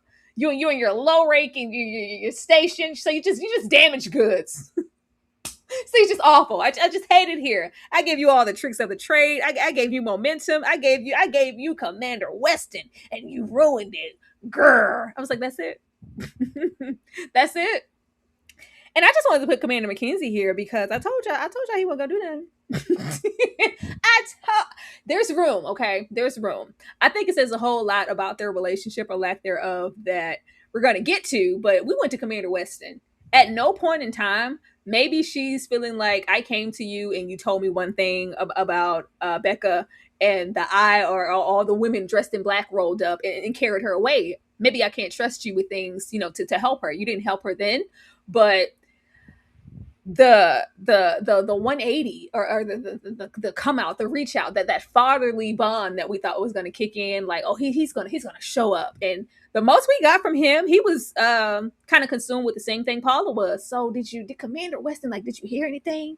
So he really don't want to be with the kid? I mean, all right, cool. I'm not tripping. Like, anything else? It was like, I don't want to share that with you. I don't trust you with that information. I thought this was Super Dad. I thought he was, entangled over there in Japan over there with the folks, and he was going to come through with the cavalry on a bus and say, all the while, you thought I was this person, but I'm actually this person. It was like, no, I'm just complacent Commander McKenzie. I'm going along with the process of Gilead, and that's just who I am. And that's fine, but I wanted to let you people know in the back that this is not the man that y'all thought he was. Dom, I see your faces down there. Anything you want to share? Did you want more from Paula and Agnes? And did you expect anything from Commander McKenzie? I love Paula. Let me tell you something. When we first met Paula and she ride on that horse, I was like, I love Paula. And Paula's one of these people. Paula's one of these people. She was. I know before Gilead, you wasn't nothing. I was like, whatever Paula did before Gilead, she was bottom of the barrel. I just know she got her first little taste of power and status, and she just wants some more. She's just trying to live vicariously through. I think she married. She tried to make the best of marrying Mackenzie because this is Mackenzie's second wife, and so that means Paula was on the verge of being a single woman or a widow or something. So she had to marry Mackenzie, and I think she's trying to climb the social ladder through the matchmaking, and so that's why she was so distraught because now she here with this spineless commander. Like she's got a commander wife, but the worst one. But I love Paula because she's so one or the other. She either very poised, put together, or a disheveled mess, and it's always fun to watch. I didn't expect nothing from Commander Mackenzie because why would I? The him going to Japan was a revelation to Canada. But from a Gilead perspective, I always assumed that he was just an errand boy. I didn't think he was making no moves. He wasn't. I didn't think that the Japan thing was something that Gilead didn't know about. It was just something that Canada didn't know about. I'm like, go over there and take these meetings and do what I say. And you're probably good at math. Like he might have been like a mathematician or an economy major or a business major before Gilead, and he's just good with numbers. He's good at keeping the books, and so that's why we made you a commander. There's nothing. He ain't got no spine. Now with this episode, I saw a little hint of something more than what we've been seeing because Paula just blamed Agnes. She was like, "What did you do? I did all of this for you. This is your fault." Commander Mackenzie was like, "This is his fault. I don't like him. He was talking stuff. He wasn't gonna do nothing, but." All of his anger and angst was towards the other commander. He didn't really have no smoke for Agnes. He was just like, do you know why? But everything before that was like, he ain't, if I could, I would type stuff. He had smoke for the commander, not Agnes. So I think if he get pushed to an extreme, like if he see Agnes being beat in the street, he might do something. Like if it's an extreme situation, I think he might find a chest to poke out. But other than that, this man need to go punch some numbers. That's all he good for. Beating the street is crazy. Actually, what did you expect? At least the most we did get out of Paul is she said, "Baby, when they wanted to serve you up on that platter, your father had the nerve to step in and protect you. But I always knew that you weren't worth the trouble." Type of energy, but. As I'm speaking on Paula, as far as her reaction, this is warranted. I just expected more because we spent so much time between the two of them and their dynamic and her kind of getting her courage up to even poke her chest out with Paula because I'm, a wife soon to be. And I'm like, I just didn't feel like the payoff was there, but I expected this from Commander Mackenzie. Ashley. Paula said, "No more wire hangers." Christina, bring me the axe, Christina. Her scrubbing that floor like a meth addicted crackhead was everything that I needed. And I've had a couple days to now sit with the episode, and so I'm like kind of fully sitting there, right? Because it also gave a tinge of Sugar Avery. Every girl child need a daddy, every woman need a man. I needs me a man, Alfred. Because what did you do? It's always the woman's fault. It's never the man. A man like him isn't just going to walk away. But I think Paula is sitting in the reality of I'm childless and I'm getting older. And as far as what we know now, a lot of these elder commanders are getting the young plums that are coming right? So I think she's almost in a fearful state of where do I land now? The plan was as soon as I can get Agnes out of this house, I can bring a handmaid in, have a baby. Then I'll be responsible for raising that. I'll be valuable. And then I can stay in my position. But now you've ruined everything, ho. So let me throw this brush at you. But Paula, you got one more time to throw something. You got one more time to raise your hand. You got one more time to threaten me. You got one more time to throw something. I said, that would have hit Agnes. Like, what are you doing? And of course, I think we just needed that scene to get her to run off in her little Red Riding Hood cape to go over there and see Garth. But I mean, it was fine. The actress is competent. Like she does fine. I too thought it was going to be like, let me shake you. She's been threatening physical harm this not entire not I'm time. not even just So I that, just thought that he would do narrative of something. her as a therapist, or the fact that she's moving like, especially all the horse analogies, she's moving like a woman, like she's threatened, like I'm going to be put out to pasture if I don't, materialize something. Mackenzie doesn't give look like he gives a damn either way about what you're doing or what you're not. It doesn't make sense. I could understand if Commander Mackenzie was giving the energy of the other commanders, like, yeah, maybe I need to opt for someone younger. Agnes is, leaving the home. Like, he's just he doesn't look like he cares otherwise. But she knows he's malleable. Like, he doesn't necessarily want any of this. It was like, yeah, but this is good for science, and because of all the inbreeding, this is just but you are young, Agnes. But yeah, this is something we have to do. I think she knows he's easily swayed and will go with whatever the going thing is. Now, here's the question, because he did save her from being cut up limb from limb and being shipped off to June. So to me, that tells me, if I told you that about your father, that means that you can't trust him. We had so many missed opportunities throughout this whole season. Hey, is my baby happy? Agnes, is everything okay? Like, are you fine? Like, are you good, girl? Are you? And you feel free to open up to Commander Weston, but not your father, who literally saved your limbs. Like, that's where I'm like, there's still some sort of disconnect that we didn't fully lean into in terms of the dynamic between the parents and these young girls in Gilead. It's the same with Becca and her mama. Like, what is this dynamic that you still feel, even though he's really laid back, it seems, at least in his relationship with you, that you feel like, I can't be blemished, I can't have a tarnish, I can't have anything, or in some way I'm of no value to my father anymore. I would love to explore that more, but yeah, this just got her over there to Garth's house. That's what that's saying. Yeah, I expected more from the parents, just to get her over there to Garth's house, just because we spent so much time. I don't know, it's starting to feel like a pacing issue, which I didn't think we would get here and get, because I enjoyed each episode immensely. But once we get to the end, I'm like, y'all was low-key wasting time, and then y'all gave us some 30 minutes. Paula is interesting because if she was once a family and child therapist, she knows intimately how damaged this system is. I like Paula backstory. I mean, good. If they would have gave us our episodes, we could have got a Paula backstory. I thought we were just going to get more from her and tie in her disdain for Agnes, kind of who she was, even if they didn't want to physically show it, but just, a tete-a-tete, a conversation. It was just like, no, we're about to scrub these floors because I'm upset that she ruined a good thing. But it's fine. Maybe next time. Now, this is the hallelujah moment. They say, oh, Agnes has pulled up. Agnes has arrived. So I'm going to do something. I got to get active all about Becca. So I need to talk. I said, girl, Vidala. Oh, people, you can go to Vidala. But apparently we needed to go to Vidala, because all it took was a pair of glasses being put on Vidala's face. Oh, I said, oh.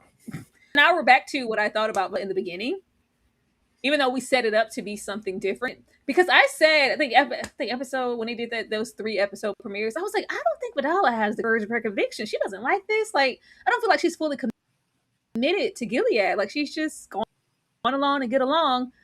But then we spend the rest of it with her doing everything but. And what at least care to have plot conveniences and have an air of mystery.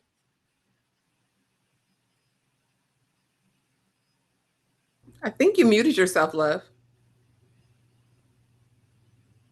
It's the AT&T internet. Can you hear her, Dawn? Oh, okay. I can't hear you, boo. Yeah, I thought it was just the AT&T internet. You gotta get off that.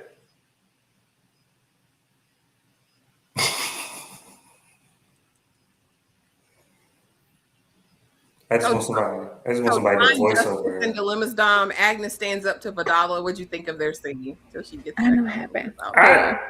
There you go. There you go. Oh, I'm back now? I literally did nothing. I touched nothing.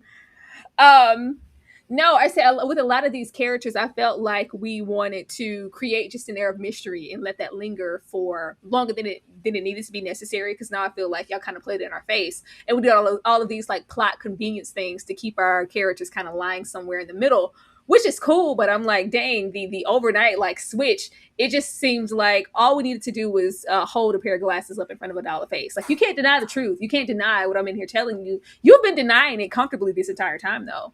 You've been complacent this entire time. But when it's Agnes and she's coming in here and she's being strong, standing in her word, really? You taught this divine justice. You said if we follow that you would protect us. You said if we did this with this eye for an eye type of energy, and the moment one of our good, plum girls who you vowed to protect goes out there and we enact it, then she's punished for it, and then she's discarded. There's no protection. You said that you would protect us. What are we doing now? She said, I'll pray about it. I'll lift her up in prayer. She said, blessings, thoughts, and prayers. She said, yeah, that's not enough. That's not enough. I need you to do something. And then Vidala instantly shuts down. It's like she has an instant like come to Jesus about what am I doing? And I can understand like it takes, for you to hear it out loud. But just what's that last episode? She was trying to get what was her name? Trying to get Daisy to change her mind. Are you sure that's what happened to you? Mm-hmm. She's been a professional gaslighter this entire season. I don't care what happened. I know what happened. I know what Gilead is doing to you, but I would prefer to ignore it. But when Agnes comes in here and says something, it's different. I'm fine with her being indifferent, but give me indifferent sporadically throughout the season. Don't be having her make this flip. It was like, well, you know what? I got to do something because it's in my face now. It's been in your face this entire time. I don't think that the lever should have just went completely down because, Agnes said it. Like she's standing up. This was a bigger moment for Agnes and her walking into herself. But y'all played with Vidala just a little bit longer than I feel like y'all needed to. Ashley? Yeah, this was all done for the sake of the plot, in my opinion. This was definitely to show, these girls are rising up. I think it mirrored the moment we get with Lydia as well when she's confronted, right? Mm-hmm. Like the truth of things by Daisy. So what are you going to do? Some mothers would do this. And so also we got this Vidala moment. And I think it's to see, the girls are rising up. The aunties aren't this, but this is not damn Vidala. Vidala is a demon. I don't care what y'all say. Vidala has no redeeming traits to me. In this moment, it was still just, she kind of did this in public. And we did say we're God's instruments. So we kind of have to stand by that. Let me go talk to Auntie Lydia. But then when we get over there, it's like, remember what you did to me, ho? I don't know why you think I hate you, but you do. I don't think this is over. It's up and it's stuck for life, in my opinion, with Vidala. She don't give a damn about these girls. It is about ranking. It's about safety. It's about her self-preservation fully for Vidala, in my opinion. And I also think she wants to get it back in blood from Lydia. I don't think that's over because they reached this uneasy peace to, lend support to a Becca. No. She got a small confrontation, a little mirroring, but I honestly think this was just to serve the plot. I don't believe this is who Vidala is. When her eyes tried to well up, I said, girl, you gonna cry? Oh, you don't cry. You're the bug zapper. You've been slapping homes. A bug zapper. Girls getting joy. What I tell you, girl, you get in there. No. But we needed to use her as a vehicle to reach the end of this season and what they wanted to accomplish in the writer's room. But no, I still got both my eyes on Vidala. I don't trust it. If that's the case, I don't like it. I think that's so cheap. I think that's so cheap to do. There were other ways to get her there. Even if we wanted to have, they didn't even have to show us anything. She could have been going off and just going into like a secret room and having little tete-a-tetes with Commander Judd. We didn't even have to hear what they were saying. Just to know that, okay, we can see it. There is, that devious. This just felt like, her heart, and then her heart grew 3 sizes to. Shut up. All right, the Grinch. Okay, if you want me to believe that, cool, but don't be cheap about it. Write it better. Dumb. That's exactly what this was. This was a different show. I know it's a different show, but this is almost a different world than we were introduced to, in the sense that, and even in this show, like these are the same people that like punished a girl in a hate circle for cussing, and now all of these girls back talking, and twice in this episode we got back talk with no repercussions. And I'm like, this ain't cattle prod, Aunt Lydia. This ain't, you know what I'm saying? This ain't cut a man hand off. Vidala, this was like y'all said, this was a vehicle for the plot in the sense of the girls are going to be so revolutionary that their revolution is going to be hearts and minds. It's like the girls standing up is going to bring the humanity back out of these aunts. And if that's the theme of it, I'm okay. But it is happening too quick. Like Vidala is too cemented and too calcified of a character for you for this one Agnes confrontation to be a chink in the armor. I don't know if Vidala was a real person at one point in life 20 years ago, and you want to bring that out, that's something that I need to see over the course of an entire season. You can't show me the devil for 9 episodes and then be like, remember the devil was an angel in the last episode? You can't, that ain't, I'm not gonna rock with it.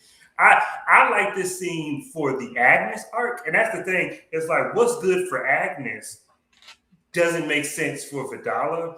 And so now, and then like maybe if it was a different aunt, like if she was talking to Aunt Esty, maybe because Aunt Esty is a true believer. So hitting Aunt Esty with some Bible verses to as your argument would have made sense because Aunt Esty is a true believer. Vidala was just on her knees looking at down the barrel of a gun and she's trying not to get back there. That's Vidala's motivation.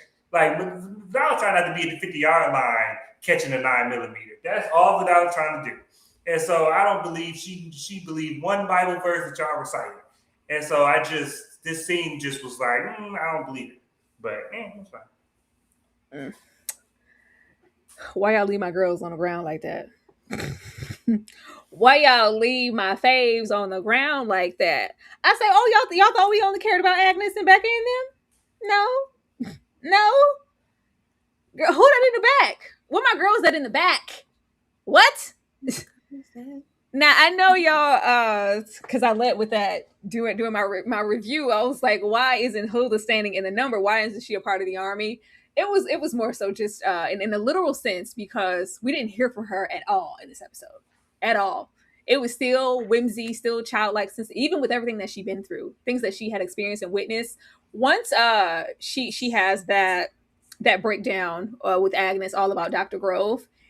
And I thought once we, ended the assembly and the girls went into the bathroom that we were really going to talk and break things down.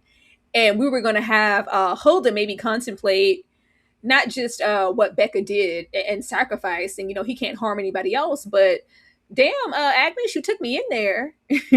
And it happened to you too. Like, why, a little, I don't want, conflict. But yeah, that's not cool. Like, I wanted that talk. I wanted some strategy or planning. Like what does Hilda look like in the dynamic if she's going to just be the one to go off and now be green and be married?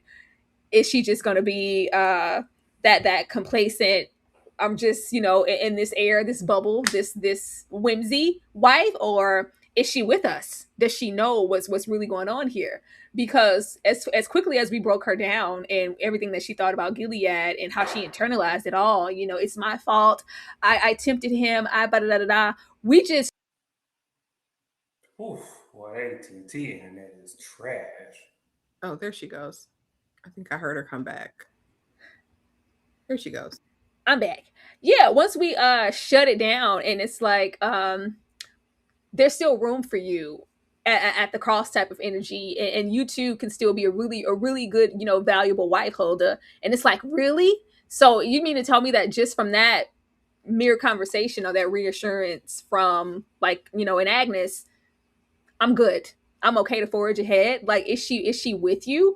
I just needed something from Hilda other than, I think when she said, yeah, Becca, she did X, Y, and Z. And she said, oh my God, why? Why would she do that? Like, I was like, are you with us, Hilda? Like, are you listening? It was like we kind of dumbed her down again when I thought she really self-actualized and really met what Gilead was. I thought we broke something. It doesn't mean that she can't still go on and be green and get married, but I wanted to know where she stood in the whole as a group with the girls. And then we get Shunammite. If we didn't want to confirm, which is fine, whether or not she was going to be fruitful this season, that's cool. Like, I don't think any of us are expecting her to.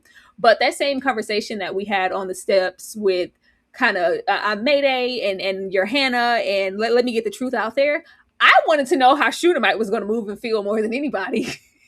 I really wanted to know because it's all good and dandy, but she's the most, rational one. She's the one that's most, studied. And I know all things Gilead. Even when we were in the bathroom and the girls were still in the era of, well, maybe they're going to show Becca mercy. She said, don't show mercy.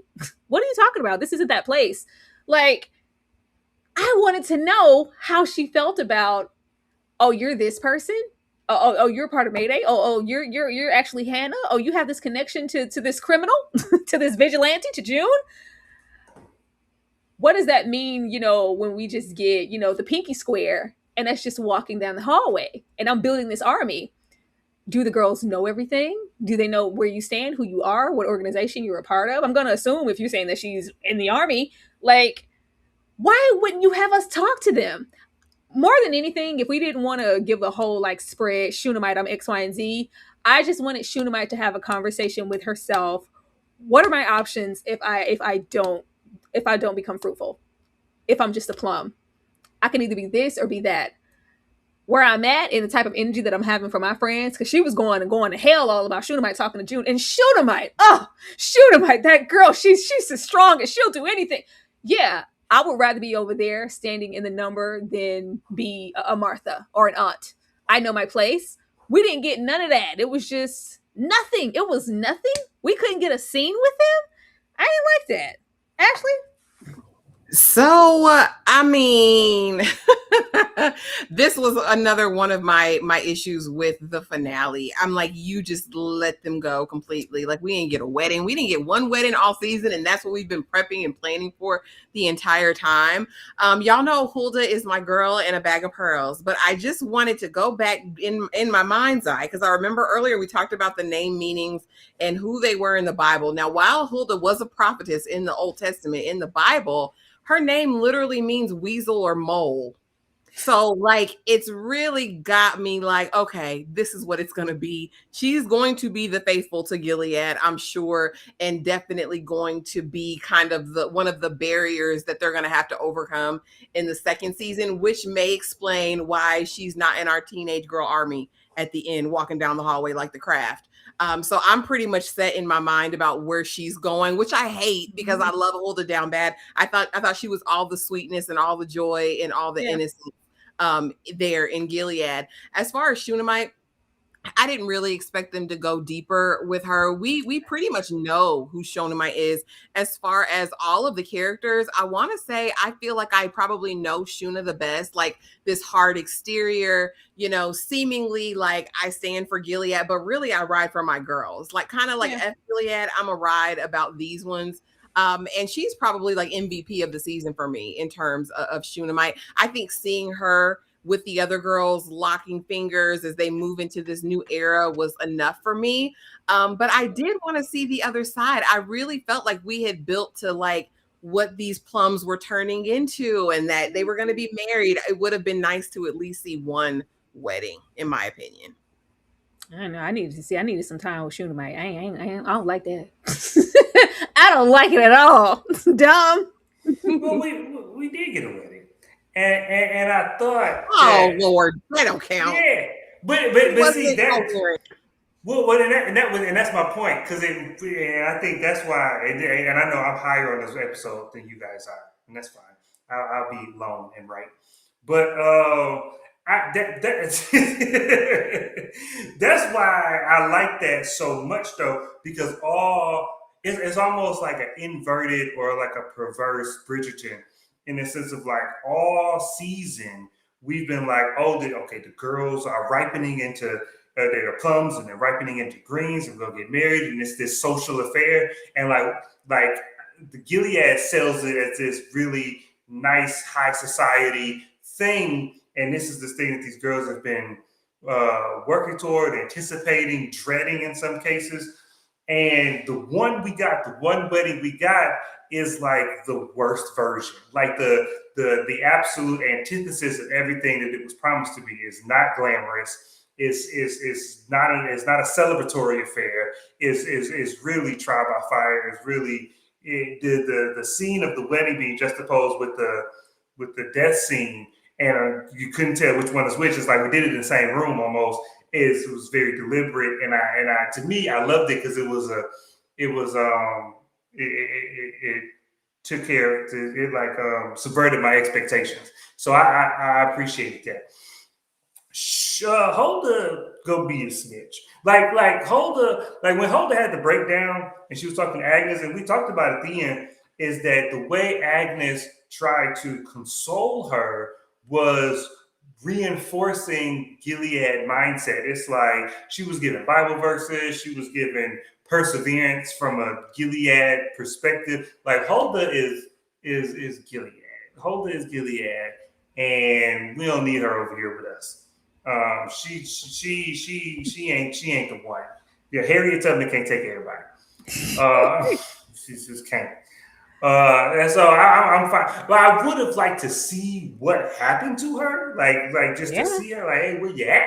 Well, I didn't need to see her in the hallway, but like, what? Well, no, what I thought it was going to be was, oh, you guys lied to me about Dr. Grove. Can I really try? I thought it was going to be some beef with Agnes because you took me in there and you gaslight me and got me to kind of do your dirty work for you when you were, a victim this entire time. You didn't trust me, to share that experience with me as your friend. Like, you didn't support me. You let me out there on that limb by myself. Like, and then I thought it was going to be like, oh, okay, let me go and put my green dress on because I understand what this is. We already know that she's going to be on the other side in opposition to everything that they're trying to do, but at least send us on the journey. Which she was just absent. I said, okay, fine.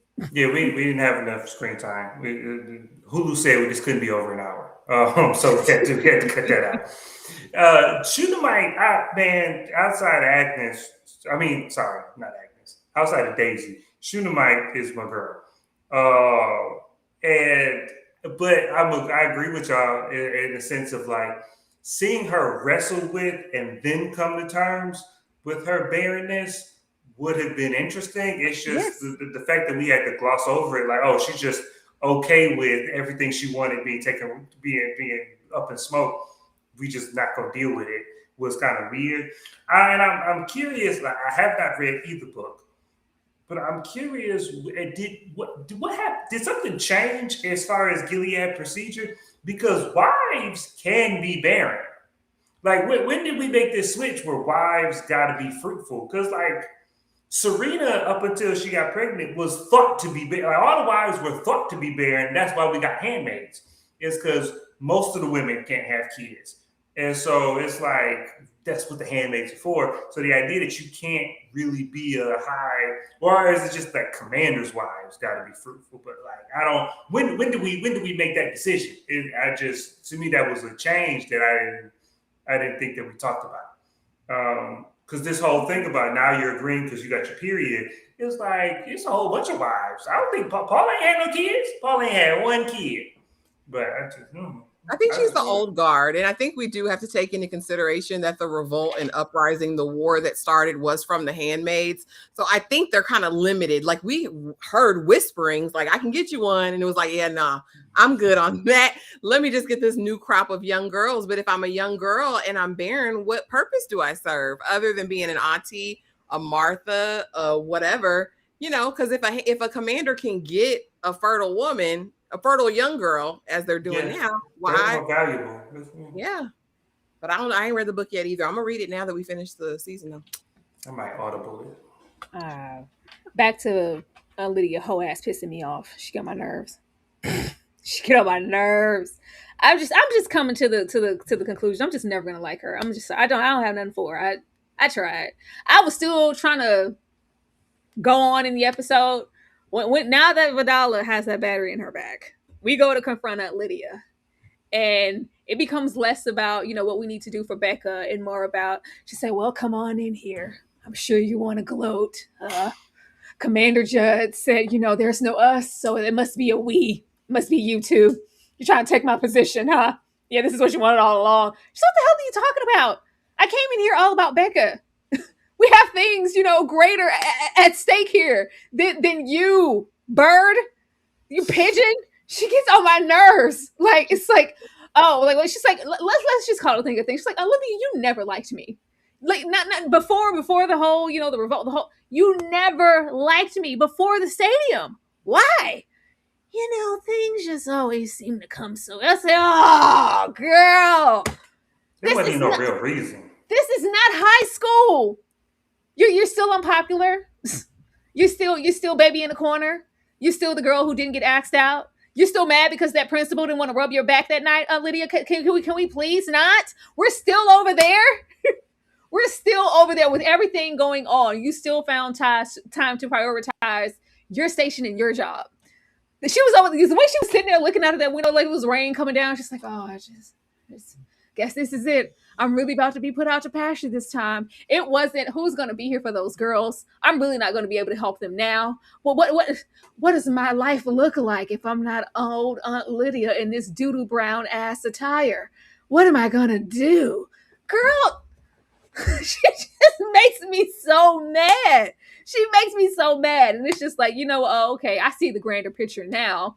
Oh, we do, need to get it all in gear, all about Becca. And then, Daisy says what she says. But the fact that you could even find space to linger there. She said, baby, I don't even know. And we can get into, Vidala's agenda or whatever. But at this moment, this isn't even about what you did to me in the stadium. Let's focus on Becca. Nobody's coming in here to try to take your job, fool. Like, and even if she was, that's what you're still concerned about. Where is this evolved Aunt Lydia? I just get real smoky because the way y'all tried to gaslight somebody all about Aunt Lydia from episode 1, it's never that. It's never been that. We only care about that funky job. Like, please, Ashley. Okay, so now y'all ain't not gonna keep rubbing it in. Now I said what I said, and I said I was wrong this season. This is not directly towards you. This was Lydia. Like I'm saying, if y'all watch the end of Handmaid's Tale, this is not the Lydia that we're meeting over here. It's just not her. So based on my foreknowledge, like Dom said, I was wrong, damn it, but I shouldn't have been, because this is not the Lydia that we knew from before. I'm just gonna say it right here. As long as this grudge, it's never going to end. Vidala wants it back in blood no matter what she says. And we all know that at some point now in season 3, 4, or 5, Auntie Lydia has got to go by the way of the earth, Tyra. She's got to be taken out at some point. Can or she do something on the way there? Complete. Listen, maybe she'll come to herself. Everybody in the comments, they're saying she's strategic. She's strategic. Y'all gonna have to prove it to me now. She got something in her pocket. I refuse to cape any further for Auntie Lydia. She let me down this season, and I know nothing Jon Snow. At this point, as far as Auntie Lydia, I know nothing except she's on the chopping block. When Vidala gets in with Commander Judd, he'll probably schedule a meeting early next season. Hey, Vidala, need to talk to you, girl. It's a changing of the guard. You're up next. I think that's what's going to happen, and we'll slowly see Lydia fade out. Don't get me wrong. I do think they are building up. They wanted us to be disappointed in her, so maybe she can come through with flying colors at some point. But as of right now, she's just an utter disappointment to me. I just want them to give Lydia that Django experience. What do you say? They're going to take you out back. They're going to put you to work. Then they're going to take you out back, hit you in the head with a hammer. Like, just take her out back and hit her in the head with a hammer. Dumb. And I was with you, Ashley. In the beginning of the season, I was like, especially when we saw the notebook, I was like, Lydia, something's coming. Something's coming. But once we got that flashback and everything around that, it's like, nah, she just trying to not die.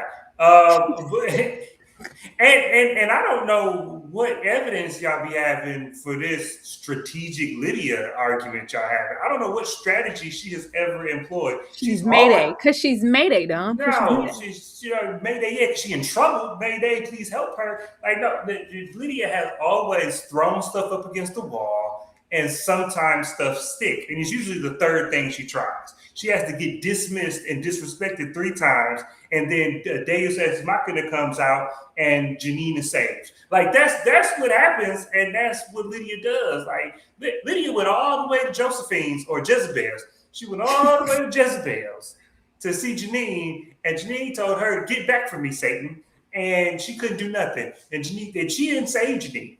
Like, when Jezebel's got raided, like that wasn't Lydia that saved Janine. It was the monster that saved Janine. And then it was June that saved Janine after that. All Janine did was get her across the border. So I'm like, Lydia don't be doing nothing. Like 1 out of 5 things be working with Lydia. don't see the strategic in her head. And Vidala, I don't know about Vidala because I don't know nothing about Vidala. Like I still think she kind of respect or like Lydia. I don't know because I don't know. You know, everything is a guess because I don't know. And Vidala is so inconsistent. Like you should hate Lydia, but like, are you telling me that you understand? Because Gilead make y'all do crazy things, so you don't really blame her for pulling the trigger on you because you understand the context. I don't know because we ain't dug into that. So I'm just guessing that you are in the same boat. I don't know. Vidala put these Harry Potter glasses on and clench her jaw and get this like she ate 3 Sour Patch Kids, and she get that look on her face, and then but now Agnes talk to her, you want me to think she's human. I don't know. It's inconsistent. Everything that's not Agnes and Daisy to me is inconsistent. Well, I mean, we may leave some bounds this episode, Dom. She said, will you help her? What if it's about your future wife? What if it's about me, Commander Weston? Are you going to help me? I don't have nothing to say about Commander Weston. I just wanted to put him here because a lot of people really thought that, I don't know, y'all thought Commander Weston was a good man. Y'all thought that he was a good guy. Age dynamics and Gilead rhetoric be damned. He's just a good man, and he has Agnes' best interests at heart. So a lot of people that I saw, they were shocked, like, oh, he doesn't want to go through with the nuptial. The most shocking thing that happened to me with Commander Weston was he followed through with helping Becca and getting her home just, for that little, period of time or whatever. I didn't think that he would go that far. But some people thought that Commander Weston was, one of the good ones. And this song and dance that he was doing over here, all about, it's about us and our future and my wife and your thoughts are mine. And I want you to be happy. I want you to enjoy this experience. So it was like when he didn't want to follow through with the nuptials. Hell no. This is a Decepticon. He was going along to get along up until he married her. And we were going to show those true colors. That's all that this was to me. He said, oh, you're mouthy. Oh, you telling state secrets? You feel comfortable enough to come here to me and tell me that you were hurt? And look, she just says he hurt. What if he hurt me? He said, oh, you're soiled. You've been had. You're not the grand prize. You're not what I thought I was getting. Especially when he said, does your parents know? Did they know and not tell me? Because then that's a whole nother a bag of bones. They didn't know. So this is just between us. All right, cool. I'll do you a solid. I'll help Becca when I can because I always want to maintain a certain image. But as far as us, do I want to marry you? Hell no. I need somebody who's, all of that. I don't know how you guys get that, especially when we had Paula, what's the use or the fun in breaking a horse that's already docile? Like he had an agenda and a plan for her. This is, a lucky shot that we helped Becca, but this was not a good man. Ashley? Yeah, and we praise God. We praise God he put her aside. We praise God. I was like, what are y'all talking about? And y'all, I think you guys misinterpreted me when I said, because we did get a picture of Weston, who for all intents and purposes is a monster in and of himself, not just because he's a part of Gilead, but also because he's from the Slapaho tribe, which we saw in his dossier that Daisy was going through when she was being inducted into the Secret Service. And so we knew that already. I think the big thing was, wow, he's this arch nemesis, this villain here. And he is actually the only man in Gilead who's taken action to do anything to be of service to any of these girls, no matter how big or small. Getting Becca, those couple days at home was, substantial. And when I said a win is a win, y'all were like, who wins? Who's winning? Agnes is, by not being beat every day of her life, and God knows what else he had in store for her. I think both things can be true. I think he can be a monster who did a good deed. And I also think that him putting her away, absolutely, because she was defiled and soiled and he wanted something pristine. He also wanted something that wasn't going to talk and run her mouth. Mm-hmm. And you prove to me right now that you might tell somebody when after I've committed all these atrocities to you. But a win is a win. She won't have this to deal with, and she lives hopefully in peace to fight another day. I'd rather see her as an auntie than married to this lunatic. But yeah, it was interesting to see that he was the only man in Gilead who actually took some action. I agree with Tyra. That was the surprise. Not that he's a monster. We've seen his file. we seen his file. I wondered how we were going to get out of it. I didn't expect it to go this way. Dumb. No, you expected it to go this way because big homie Agnes did her big one and got her girl out. But but but no, this man needs Shunammite. This man needs somebody who got a mouth but is gonna still play her role. This he was disappointing to me only in the sense of like I thought he was gonna be like the dude from The Good Wife from the last season of The Handmaid's Tale, where it was like No. he Oh God. Horrifying. yeah, well he made Serena, he lulled Serena in like, yeah, I'm a good man, I'm a care about your ideas, you can read around me, and then the last minute he turned to a Tyler Perry husband. Like that's what I was expecting this dude to be, but like times 10, obviously. The better looking the white man, the harder the slap is what I've come to understand. But but this was a thing where it's like it's never bad to have somebody feel indebted to you. It's never bad to have something over somebody. And I feel like the fact that he did her this favor is gonna come into play next season. I feel like where the next time he gonna need because now he know Agnes talk too much. She gonna speak her mind when she feels something's wrong. So now when I tell you to shut up, I'm gonna have something to shut you up. Like I feel like he gonna come back around Agnes. You gonna come back around Agnes and we ain't seen the last time. Agnes ain't seen the last time. I feel like Agnes gonna be real horrified the next time we meet. But it was great. But Agnes she saved the day on this one, so I ain't mad at it. She did. This was a proud moment. I said, "Oh, girl, you taking leaps and bounds for mankind in this episode, ain't you? We coming through." Thank you so much for the super chat. Anyone else think Becca's mom knew Grove strange? Daisy said nobody got cycles in Canada. What are they feeding the Gilead girls that the most of them get one? Ashley? Yeah, so we find out, well, they talk about it, they allude to it, and in Handmaid's Tale, they talk about it as well. They have clean air, they have clean water, like it's just different. That's why Gilead was in such a high ranking position in the world. And you remember in Handmaid's Tale when all of the delegates from all around the world came to Gilead, it was because they were the only people who were giving birth to babies during that season. And it's supposed to be because of their infrastructure, because of the food, because of the water, because of all of that. They've kind of created a clean, green society that, aids in fertility. And Becca's mom, I'm calling her mom because you said mom, girl. To me, there was a knowing when the aunties meet with her when she said, I should have done it. I think she knew that Dr. Grove was up to mischief. I just don't think she fully knew what mischief it was. Because to make that sacrifice, it's got to be, I feel like there had to be some sort of guilt inside of mom for that. But, I don't know. I hate when we have to write the story. I don't work here. I don't want to write your story. Make those end meets for me. Thank you for the super chat. In the end of HMT, I don't know how Lydia survived after calling out the commanders, then returning Janine to June. More I don't look at here. Oh, I don't know. Anybody want to share something on Lydia? Oh, that made sense to me. Well, I don't think they know what happened to Janine, like Gilead proper. I think she did that under the cover of darkness. I don't think nobody knows about that. And then all the commanders she called out died. Like they all gone. On the smithereens. Yeah, we started from scratch. They all gone. So it's like Lydia, and then you think about it. In Gilead, it ain't no TV.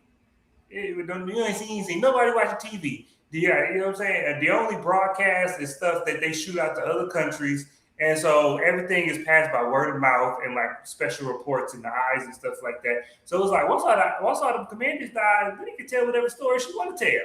Yeah, her version of the truth is what happened. So it's like I'm back on top.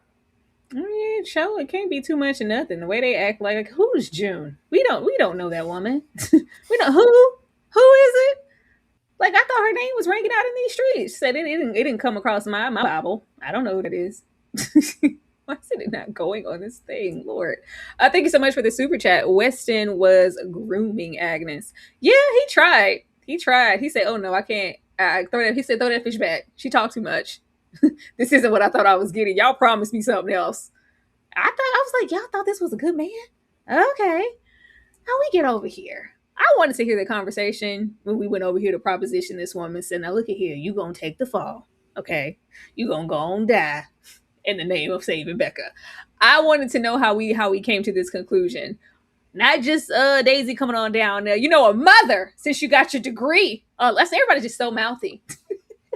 Since you got your degree and you claim to be a mother to the girls, a mother, I know some mothers who would do anything. Just like, oh, you know what?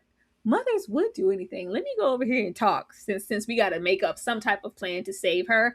I really hated that a woman still had to suffer. Like, oh, I hated it. I hated it. I thought it was sad. I thought this was really, really sad. I really wanted to be in the house and get into their relationship. Like y'all were just saying, I don't want to make up context clues. I don't want to read in between. I don't want to. I don't want something ambiguous as far as, well, she probably knew what Dr. Grove was doing and she just, she just If y'all didn't say it, I ain't see it. I don't know. If y'all didn't say it, if y'all didn't allude to it, I didn't see it. We didn't spend enough time in this home. Now, if we could have gotten to their dynamics, the most I think we got from her was, "Oh, my mother, she's so upset. She haven't spoken to me, since the ball happened. I really need to try to pull something out. It's really sad that I'm not going to have any suitors." Like, other than that, what do we see from this woman outside of her trying to plan a wedding? We got nothing. So I'm not going to make the assumption that, oh, she knew and she's going to take this. No, it just feels like we came in here and propositioned, said, do your good Christian duty and go take that charge for Becca and just be glad that she gets to go on and have a good life. Hell no. This is going to tenfold everything that she's felt since before this all happened. This isn't a success plan for Becca. This doesn't help her. This doesn't aid her in rehabilitation. This just damages her further. But the trade-off was just very, very sad. I felt for the both of them in this scene, but I'm not gonna just assume that we also took the charge because she knew who her husband was. We don't know that. Dumb, go on and say what you gotta say. No, I don't. No, I don't think that. I mean, I agree with you to some degree in the sense of like there's only so much in inference and guesswork that a show should have to do. But I am also a big fan of show don't tell, so I don't want you to spoon feed me either. But there is a delicate balance, and that's what makes good shows. I thought, and I segue that into me about to guess about some stuff. But I felt like there was no conversation. Like the way I read that scene when I watched it was that when Lydia was like, "Yo, you walked in on your mama holding the shears." The way the mama looked, it felt like that was her first time hearing it, and she was just like, "Yeah, that's what we finna do." Like to me, she made that decision in real time, and that's what made it sadder for me. It's like, dang, and like it's just we all gotta because we only got this session right here to talk about it, and to me it was like parents shouldn't bury their kids. That's just like a universal truth. And then also it's like the life that is to be had. Let my daughter have a life, and if I got to give my life to my daughter to have a life, then so be it. And then also remember that this is Gilead, and yeah, these aren't these ladies' natural born daughters, but not to them. Like remember the birthing ceremonies, like when handmaids have the birth, like the wives are standing there having like a parasocial relationship, like midsummer, where it's like they reenacting and going through the birth. So they spiritually they had this child, and that's how they work mind think about it. And so this was her daughter and her saving her daughter. And this was to me the second best scene in the show was this table scene. And I was here for it. I don't know. I needed to be in the house because even if it is like, okay, this is what I need to do, and this is the first time that you're hearing about it, as a mother and you're witnessing her state, how does this help her? What does her life look like after I'm gone? Like this is it just looks like she's in for a lifetime of being locked away and suffering and being sedated. Damn Well, I mean, near. but it's better. It's better than the alternative. That's pathetic. Ashley. Yeah, I do too. I think this was one of Becca's mama, the actress who's playing her, did an incredible job. She definitely emoted and gave all of the feelings. I believed you was Becca's mama. I believed you loved your baby. I believed that you were willing to risk it all, and it was a beautiful moment for the sake of the art. What I can appreciate about Handmaid's Tale and the Testaments, for that matter, is that it does make you look at your own humanity, and it makes you look at it makes you look at situations in a different way, right? Because we have to kind of put ourselves in these shoes, and we have to look at it like, did this do Becca a service, or did this lock her into a life of misery? Like, what was the win? We also have to look at it like, how many of us are going to be Norma Ray over here? I'm Norma Ray. I'm Norma. Like, how many of us are going to be Norma Ray and sacrifice ourselves at the altar of Becca's brokenness? At this point, Agnes is quintessentially giving up her life as she knew it in Gilead. Her mama's lost her life. How many? Garth has sacrificed his love life. How many more people are going to have to lose whatever, at the altar of Becca's brokenness? And I get it. It's a system that was created, but I do wonder, what does this do for the system? And when we meet we meet like June, it's, they die every day. Like, listen, we're looking at the greater good of society. I fear if it was June over here, she'd have been like, baby, you gotta go. Like, I'm better for the possible overthrow of Gilead. I don't know what you're going to do, but I do think it was beautiful. I respect the sacrifice, but I do question if Becca is better off in the state that she's in now in society. Because at this point, y'all, I'm not convinced Becca won't kill again. That's why we like that dope. Not to be honorary, but Serena would never. No, so Serena, no, so hell no. Serena wasn't the real mom. Please. Serena wasn't the real mom. Yeah, she'd have found a way. She'd have found a way to get it out.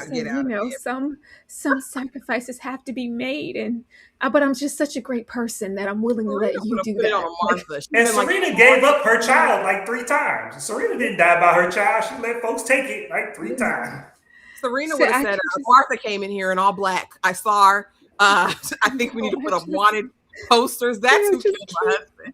I just keep losing. Now I have to find some unsuspecting gentleman and make another one. That's just what you're gonna do. Gonna make another one, because I'm gonna be a mom. Now look at here, girl.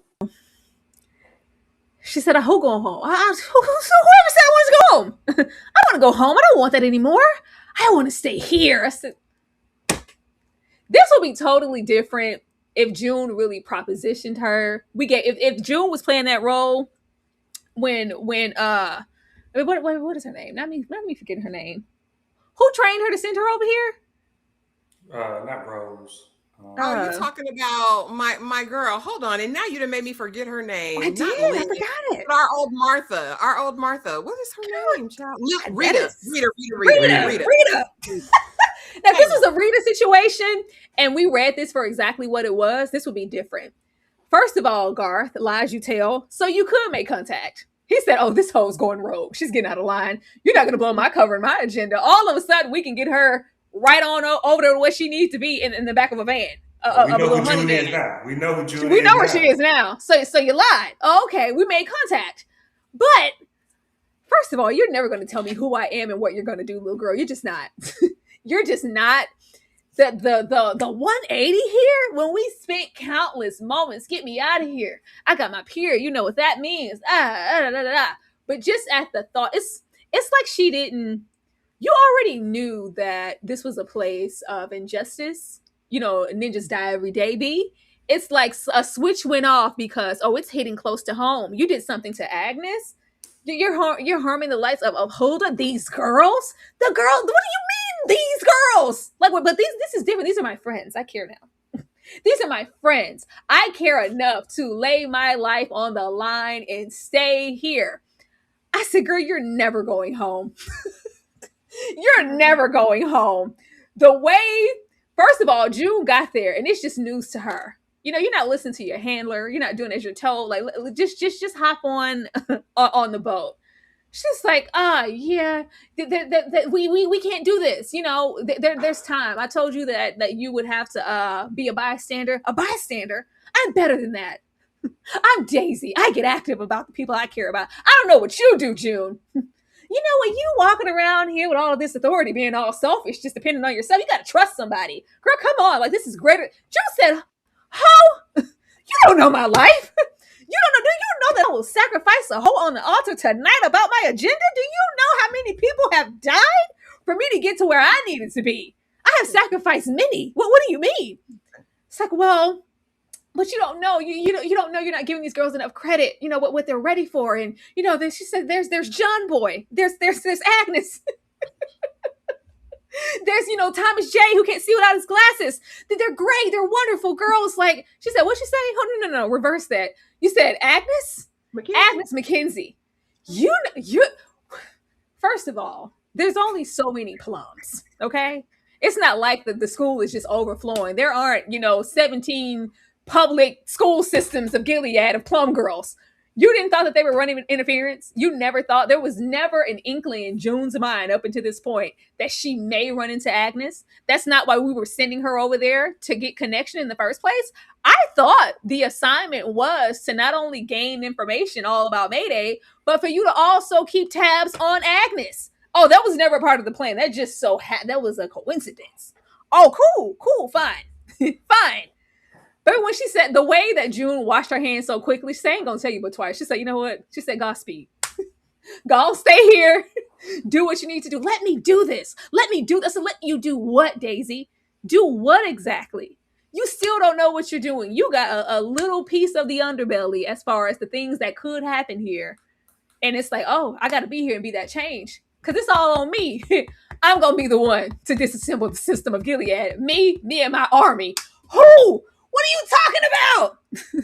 Do you know how long? So now you're back into the grips of what Garth propositioned you before. It's not forever. It's just until we win. Because that's how long you're going to be over there. And I get it. She will never get this close again. It's not like that she could go and disappear and come back and infiltrate. But like, this is a once in a lifetime opportunity. But you're not going to have this complete change overnight that I don't even want to go home. I care about Daisy. I'll care about Agnes. Well, I'm not gonna say Daisy. You don't give a damn about yourself. I care about Agnes. I care about Shunammite. We can just leave Hulu over there, but I care about Agnes because this is really about Agnes and Becca. I care about them so much that I would lay my life. She said, I'd die about this shit. I said, girl, what? What? Really? If you want to do that, fine. I would have preferred if we didn't even see June and she left her ass over there and we just had to deal with the circumstances. Let's just do that. But her coming here to try to snatch her up all about nothing and then try to make it seem like June never had an agenda. June never sought her out for any purpose. June never even thought about Agnes. You just so happened to know Hannah and someone that I left behind. She said, okay, cool, girl. It's not about me, though. It's not even about Agnes. If you want to stay here and be that one woman change, you do that for you. She said, go be with God. She said, that's it. So now you're stuck. Fine. Ashley? Yeah, I hated this scene. I hated the dialogue. I hated the interaction.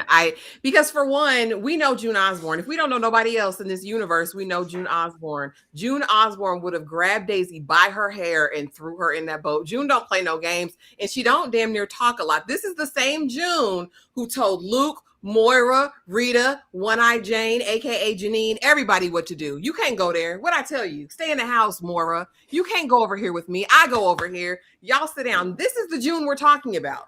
The June that micromanaged her entire friend group for 5 seasons in Gilead. She managed them in Gilead. She damn near managed Serena Joy by the end of it and everybody else. She is the sun, the moon, the stars in her orbit, and she not taking no back talk. Listen, no lip. I'll slap you down. Because do you know who I am? I'm June Osborne. The terrorist, I'm June Osborne. So first of all, I don't even believe this. I don't believe Daisy even got to talk this much with June in this moment. Because you're about to blow up Mayday that I've spent 4 years building. I've been to war about this. Do you know who I am?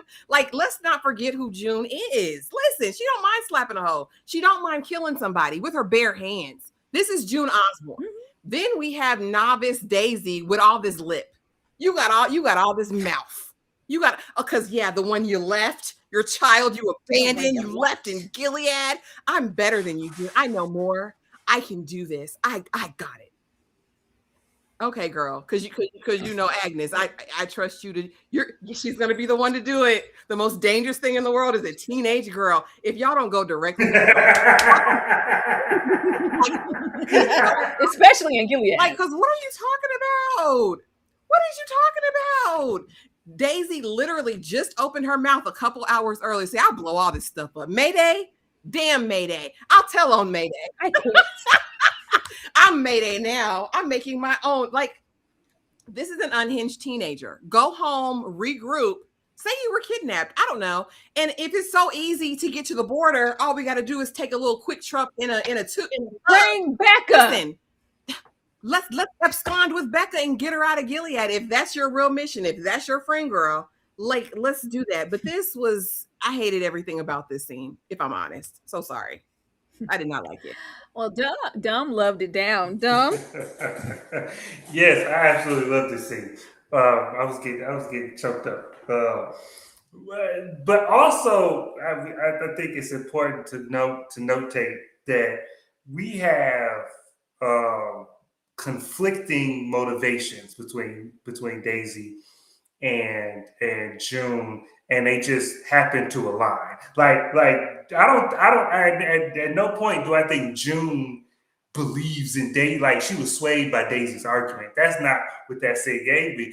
She heard her daughter's name and everything else fell to the wayside. That's what I thought happened with June. But Daisy, but let's also remember that the June that y'all are describing is the June of the Handmaid's Tale. But June already learned this lesson. In the last season, the last couple seasons, June was telling Luke and Moira what to do, and Luke and Moira was saying, no, you can't tell us what to do. You're not the only one who can fight this fight. We can fight this fight too. And Luke went from a stay-at-home dad who never got in a fight before to planning missions and setting bombs off and stuff.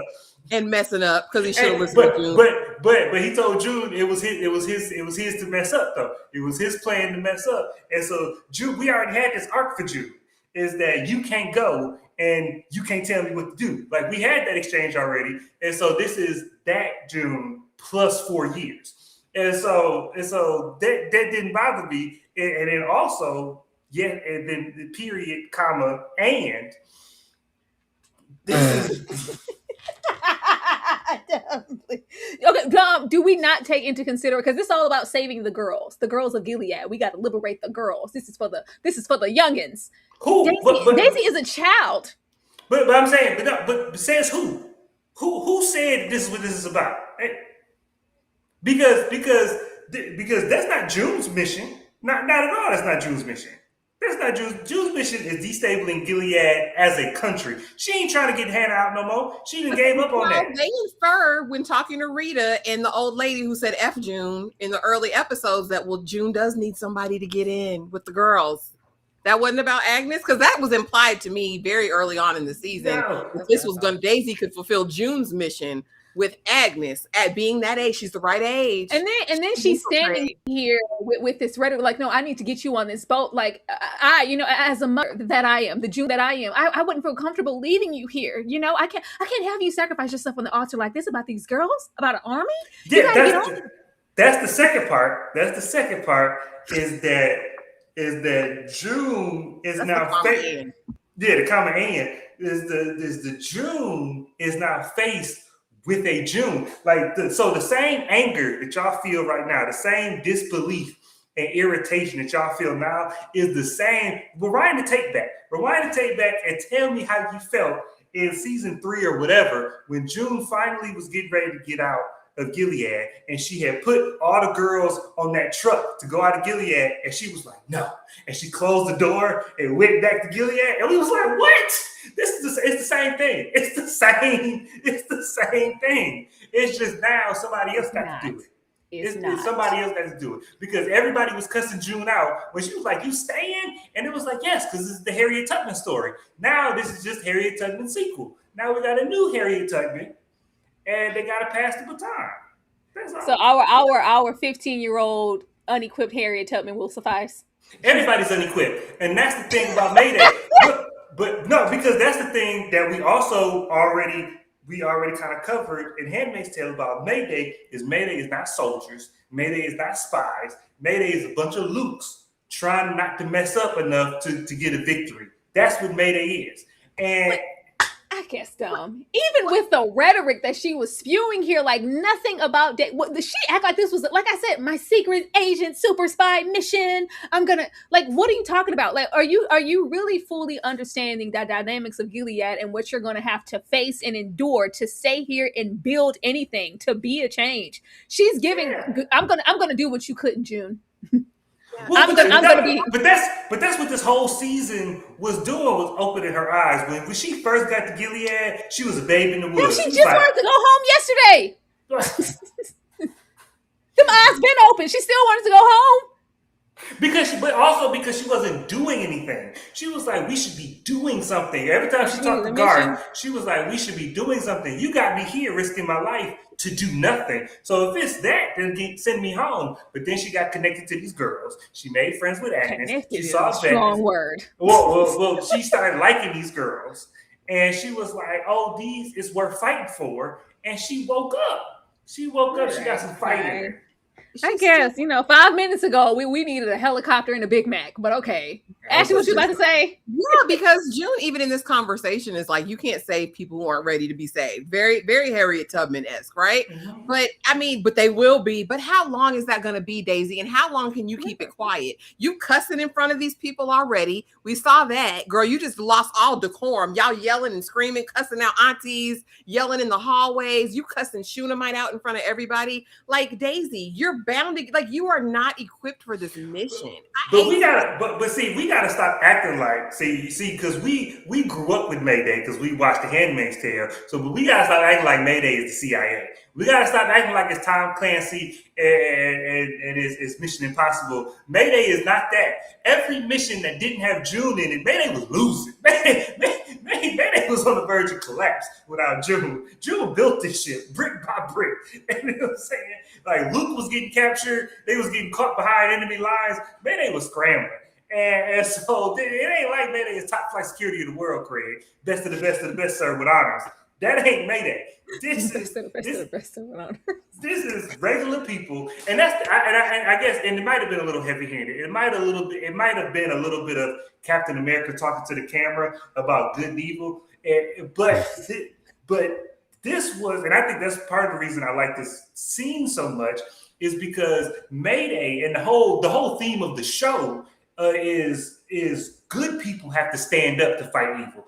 Regular people have to stand up to fight evil, because if regular people sit and do nothing, then we get a Gilead. And so Daisy is a regular person with no special skills, with no training, and she says, I will die about this because it's the right thing to do. I will plant my feet and stand here and die about it because it's the right thing to do. And that's the whole point of the show. That's the whole point of the show, is we got Gilead because nobody wanted to be Daisy. They got mad at me as Becca's mom. I want to live, but die for Beck, and what? She's still crazy. She can't get a man. I'll live at Jezebel's or something. Why die for a kid to be a sad lesbian in Gilead? Thank you for the super chat. Oh Lord, so just go down there. Because I'm like, this fate isn't any easier to me.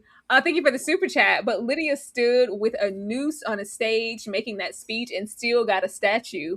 Am I overthinking it? It's only 3 years later. Remember, they all gossip. They are making, strategic changes and little tweaks here that I guess it's to be expected, but they're really particular about just common threads that come over, like, based from the Handmaids just to go, like, I don't know. It's not bad. It's not something that's going to deter me from the story, but we're very picky, in my opinion, with the validity of some things. Okay. Okay. Thank you so much for the super chat. It was too easy to get Daisy out. It was get in the back of this honey van. It's like I'm like, is there certain protocols different in place? Because the way Daisy has just been running rampant all show, baby, it's never going to be an opportunity. She goes 2 paces to the left. Psst, Garth, I need to speak with you. Like she's loud as hell. She like in every single real scenario, she would have been found out and would have been put up on the wall real easily. But like y'all said, she's the June, and we have that. I said you didn't even earn June plot armor. First of all, you didn't earn that. June worked.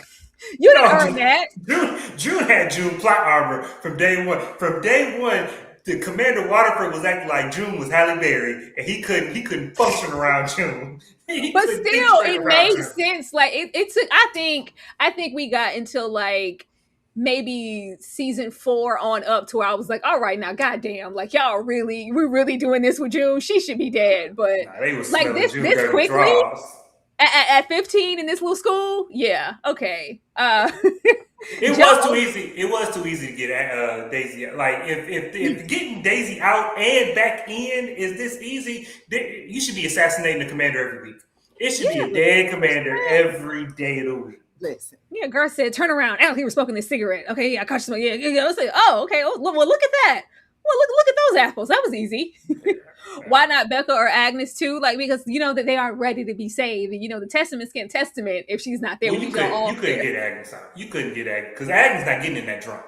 Now Becca, I don't understand why you couldn't get Becca out. You help her up to whatever it is and load her up. She'll be all right. Who picking her up? Not Daisy. That's a grown woman. You said she got the strength of 10,000 men. Yeah. She'll throw over her shoulder. Come on, Garth will be there. Yeah. They'll throw her in the back of the driver. Just roll up with the honey drip van and throw her in the back like we did. Yeah. The way she came out there when the clock strikes 12, Cinderella, have your ass outside to get in the back of this car. I said, oh, this is simple as hell. Okay, man, at this point, we can get a girl out every week. I don't know. Every month we can ease out, one of the girls. I mean, whatever. But like you said, saving, the few, that's just not the agenda anymore. It's about just disassembling Gilead. Okay. This was just sad. I say, God, Lord. This is a faith. It's like, it was very like a kiss before dying. Like, just go ahead and, give me something before it's all over. What is this life? What is life for Becca at this point? Like, what is this? What is the trade-off? We have this splice with the mother, being unalived. And it's just so sad. She's mush going down this. She can barely stand, walk, let alone hold these flowers, let alone really commit to this. All that she really utters is, I want my mom. I want my mom. And like, oh my God, it was just so, oh, well, I'm okay now, Agnes. As long as you're here, I'm fine. You make everything better. I said, oh God. Just lock her up. I was like, well, hell, at this point, keep her in the cell. Keep her locked up. Like, what else? Like, is there going to just be some pivotal readjustment period in the next season to where, that shell of a former self, Becca, that you saw, that mush of a young girl that's just that broken down? She's not that anymore. She's a strong woman of the 90s. Like, what are we going to do with it? Is she going to rise like a phoenix? Like, what is this? The moment she kissed Agnes, it was very precious. I was like, oh, girl, get what you can while you can. Because Ashley, please.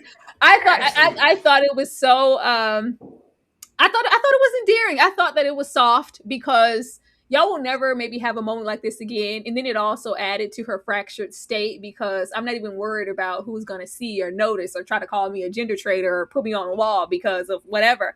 No, I'm going to have this, but not so much because we know where Becca is. It was how Agnes reacted to it. It was like, oh, I think she at least got confirmation of the feelings. Like, oh, I'm that person. I'm that love. I'm that loss. I'm that whatever. And it's like, well, I'm not even going to just reject you in this moment because this is really all you have up until the moment that you get locked away. But to have her come out here and the acting was great. I said, oh my God, she's so good. I don't know whose acting is better between her and Chase and that twitching eye. I don't know whose acting is better, but we get her out here and it's just levels of sacrifice because you have Agnes up there sacrificing. Not only am I losing my best good friend and all of that, but I'm losing Garth. I'm losing Garth. I'm willing to sacrifice Garth for you, girl. I'm willing to do that. And then Garth, he's sacrificing this budding, blossoming relationship that he was about to have with Agnes because he loved her so much. It was so deep, All of this sacrifice having just to go where exactly? Lock them doors? He said, "Yeah, I'm gonna lock those doors." Cause she looked like we're not gonna consummate anything. It is our wedding night. I don't have to go through. He's like, "Oh, girl, no, you're a danger to me." Who's to say if I try to lay down with you, girl, you might wake up and stab me in my sleep. This isn't okay. Which begs the question of why. What kind of agenda do you have to why you would even take her on as a wife, knowing that she's mentally this far?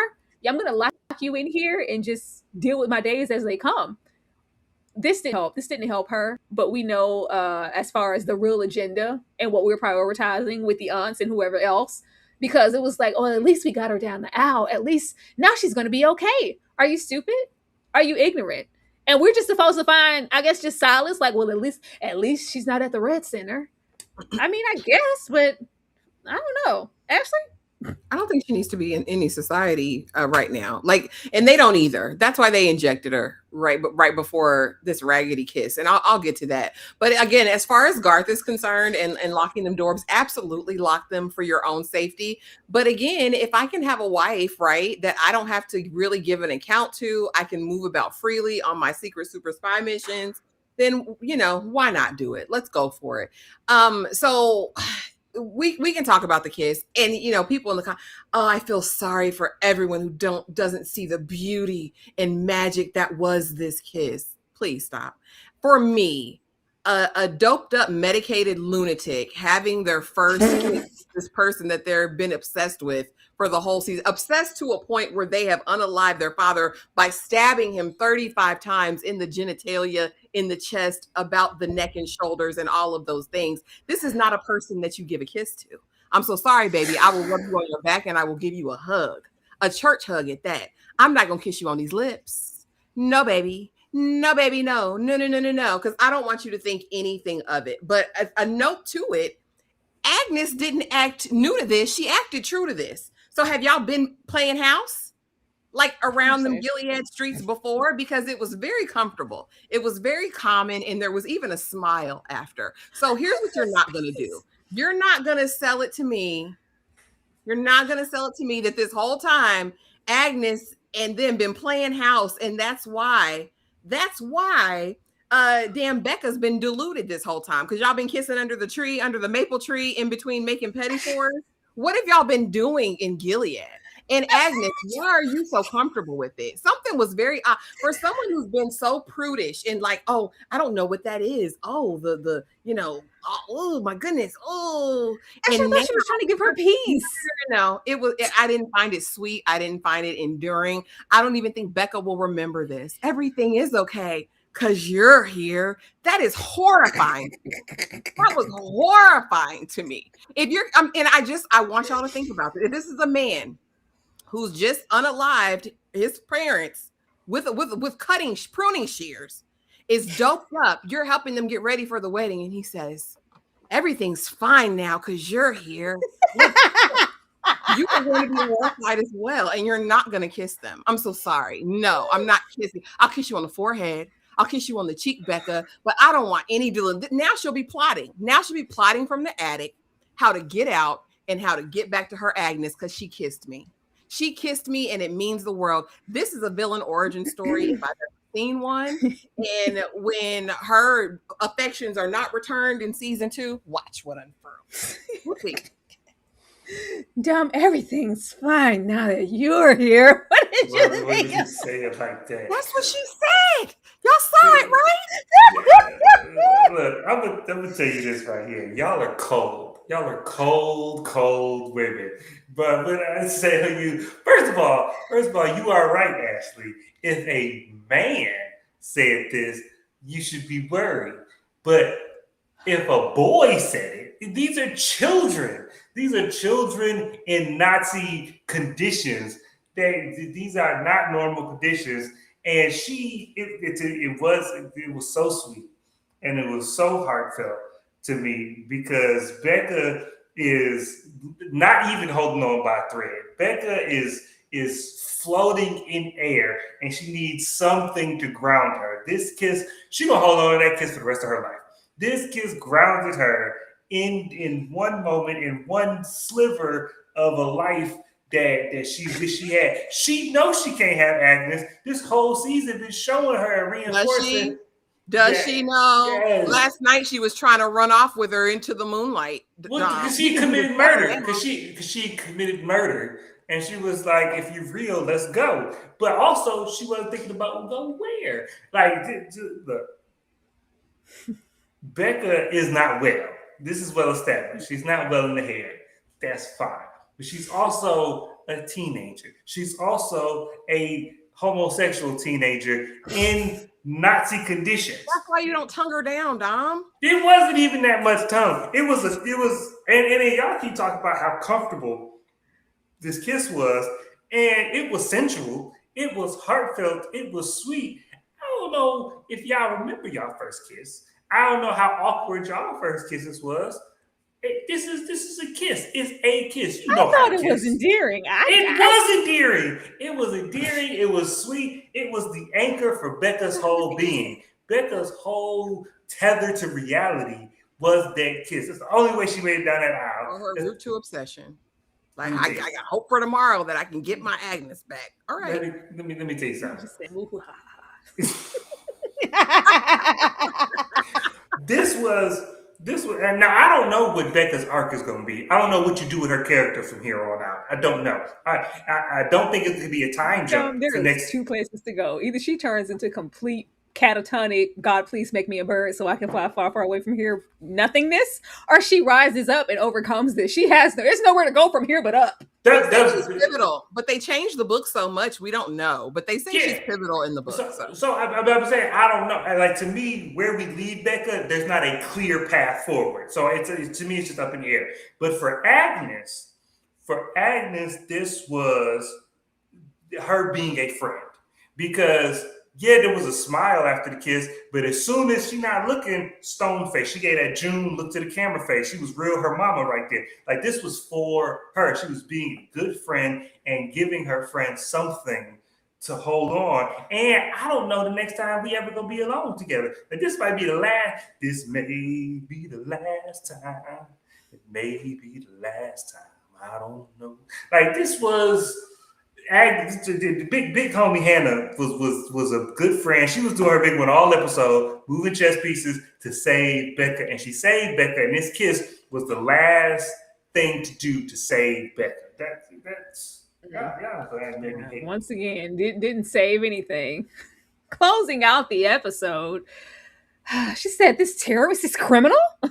First of all, Daisy, let me put this super chat on the screen before I forget. Girl, inside voice said, "Hey, I think your name is Hannah. Your mom is the handmaid of all handmaids." I said, "Why are you always so damn loud?" She's always loud as hell, and conveniently, there's never a soul around to hear anything. Like, what? There is no inside voice with her. "Hey, what? I think your name is Hannah." What? Girl, shut up. And this is your man. This is the cavalry. This is the army. This is the leader. This is the general. All right, whatever. But we have the revelation that, you know what? That one time in band camp where I wrote my name on that paper way back that I've kept this entire time, my name is Hannah. That could be my mom. All of those little not so clever innuendos that Paula would put down about my history, that all kind of makes sense now. What Handmaid's doll? What lacking of red this entire season? That's my mother? It was out of sight, out of mind this entire show. It was like she was brainwashed. I don't know that woman. I don't know. From the moment that last time she tried to roll up on me and I was scared as hell, I erased her from my thoughts. I don't know. That criminal who tried to kidnap me, that's my mother? You lie. She's like, "No, I think it's true. I think June Osborne is your mom." Okay. Thank you, speaker box. But we have, I guess, our little full circle. I was like, I still don't know what that means. She understands that this is who I am, but clearly there's not a complete acceptance of it, because she doesn't go, June Osborne is my mom. She said, that criminal. She said that criminal is my mother. I understand who I am now. And Aunt Lydia, yeah, I met you. I said, girl, don't be cute. I know I'm not all too familiar with your mother. I know her. She was brave. She's a strong woman. She never gave up. And neither will we. Girl, what does that mean? After what we've seen you do, the leaps and bounds you took, Aunt Lydia, this season, neither will we. And we all walk off, pinky squaring and holding hands into the sunset. What does that mean? Neither will we? Are you on the end? Like, is there more to you than that spiral notebook? Like, what does that mean exactly? But I guess now we know who we are, and we'll grow fuller into acceptance. But it's definitely not happening here if we're going to say that terrorist and that criminal. Dumb. No, Lydia was trying to be cute. I don't think that Lydia meant nothing about fighting or resistance or nothing when she said that. She was trying to be roundabout. She was like, the only thing I know about your mama, she won't give up, and we won't give up. Talking about advancing in Gilead, because remember, this is in the context of the scene. She's coming back to be a plum. So it's like, we're not going to give up finding you a husband. That's all Lydia, man. We going to find you a husband, girl. That's all it is. That's what all I got. Yeah, that's all Lydia, man. Lydia she was like doing the Uno reverse to try and refocus Agnes where she needs to be at. But that wasn't. But also, Daisy didn't use her inside voice. But Agnes also screamed it. Like, there was an echo after she said, the criminal. Like, it was like, and then where's Vidala coming around? I thought I heard raised voices like she was a couple episodes ago. Like, where is everybody? Nobody. They're not active like that in this episode. Everybody in homeroom this hour? Like, what's going on? but it did, like, after, I think Daisy did put a chink in the armor to Agnes and like refocusing, because I think when Daisy told her about her lineage and her parentage, and it put a lot of stuff in the context for Agnes in the sense of like all those snide comments with Paula, all the stuff that she's been feeling. Now she has a reason for all the stuff that she's been feeling. She has a place to put it, and so I think they helped her poke her chest out a little bit. The way she be talking to Lydia, though, the way these aunts be just letting stuff ride, you're like the plot armor with, oh, you're the main character, so I'm gonna let you talk to me a certain way, is crazy. Because even June got slapped. Like, even June would talk to Serena and get slapped. These are different aunts. These are different circumstances. No, these the same Aunt Lydia, the same cattle prod. Aunt Lydia, the same. Not what the show said. It's not what the show said, though. Ashley? I mean, to me, there was a knowing. Like, I think Auntie Lydia has clocked Daisy's teeth clearly. But honestly, I struggled with Agnes feeling the need to volunteer any special information to Lydia. Well, we've got another problem, Auntie. Yeah, my mother, she's a criminal. She's a war criminal. I think that's another strike against me. Like, girl, you just, confession is good for the soul. Now that you found your who's its and what's its galore with Hannah written on it, and now everything is confirmed. You have legs and you can walk up where they walk, up where they run, up where they stay all day in the sun. Like, to me, it kind of felt like confirmation that now I'm resigned to my fate, Auntie Lydia. Like, I know I'm only ever going to be back here. Or an auntie. I kind of have taken marriage off the table, maybe, because when we see her leading this group, because she's in the center, I'm like, oh, okay, this means whatever. I really say that this episode was interesting, and I saw what they did in the opening shot with the blood on the floor, and now it's on my hands, and I have to make amends. So we saw Agnes on this journey the entire episode to cleanse herself, right, of this. But now I have a fresh start, and we'll see what happens with it. The yelling, the hollering, Daisy wants to be caught. Like, you're never going to make me believe anything else. And again, I just find it very odd that you would volunteer that information to Auntie Lydia. And then, like, I agree with Dom. I think this was about a marriage. As far as the way Auntie Lydia has disappointed me thus far, it's nothing more than, I'm going to find you a good husband. He's not going to beat you every day. You're going to be fine over there. You're still Commander Mackenzie's daughter. I have no hope or trust or faith in Aunt Lydia at this point. But go off, Hannah, girl. We can call you Hannah next season, I guess. That's what she said. She was like, "Oh, it's rare that we have a get your big butt down. It's rare that we have a girl return, who was about to be green and be wet and come back. But we won't ever give up. We're gonna grow and be fruitful and multiply and get you a man. I needs me a man because that's how we prioritize with Becca. I don't see why she would be any different. But we did share all about June. Is this supposed to cater to the idea that Aunt Lydia is Mayday and like I know there's more than meets the eye. I know. Neither will we. We're standing in the. I don't know. If Validity end up being Mayday, they got a lot of explaining to do. Oh, thank you so much for the super chat. Do y'all think Hulda would switch sides? What about Penny? Great live. Thank you and welcome. We did. We spoke on Hulda and Penny earlier. I definitely do. I really wanted to hear from Hulda in this episode. I do think that she'll switch sides because we didn't, and we opted to not even just really inform her or just get any opinion from her. Penny, I don't know about Penny now. I thought that we were going to put Commander Judd and Daisy over there and make Penny completely obsolete, but we did something else, so I'm not sure. Anybody else want to add to this? Baby, Penny been evil. She been on the wrong side. She was like, burn them, rip them, shred them apart. Penny was evil anyway, so if she go, good riddance to bad rubbish. I think Hulda will go on a parallel journey than with the other girls. Like all the other girls getting grown and puffing out their chest and getting confident. I think Hulda will do the same, but in Gilead. I think she's gonna be the wife. Like she's gonna be the wife. She's gonna be the snitch. She gonna be Gilead to die. Her green gonna be greener than anybody else. Thank you so much for the super chat. You all are awesome. Thanks for a great show. Thank you. We do what we can. And over here, look, June came from a different time, a bigger budget, if you will. This plot armor got to stretch more more for less days. Cough, Daisy. I get it. Like it's all about just being strategic. I just know that they have the capability to write better. I know they do. We've seen it. So you can't, when you show me something that's inconsistent with what you've shown me the entire season, I'm like, now you got lazy. You took a break. This is why y'all hit us with them 30 minutes. You got tired? Okay, it's cool. It's cool. Just, course correct that next and don't try to pull that next season. Because a lot of this, where we ended up here, we definitely needed those extra 20 minutes in those times that y'all decided to give us 30. Ashley, any predictions for this 3-woman army or just season 2 in general? Disaster.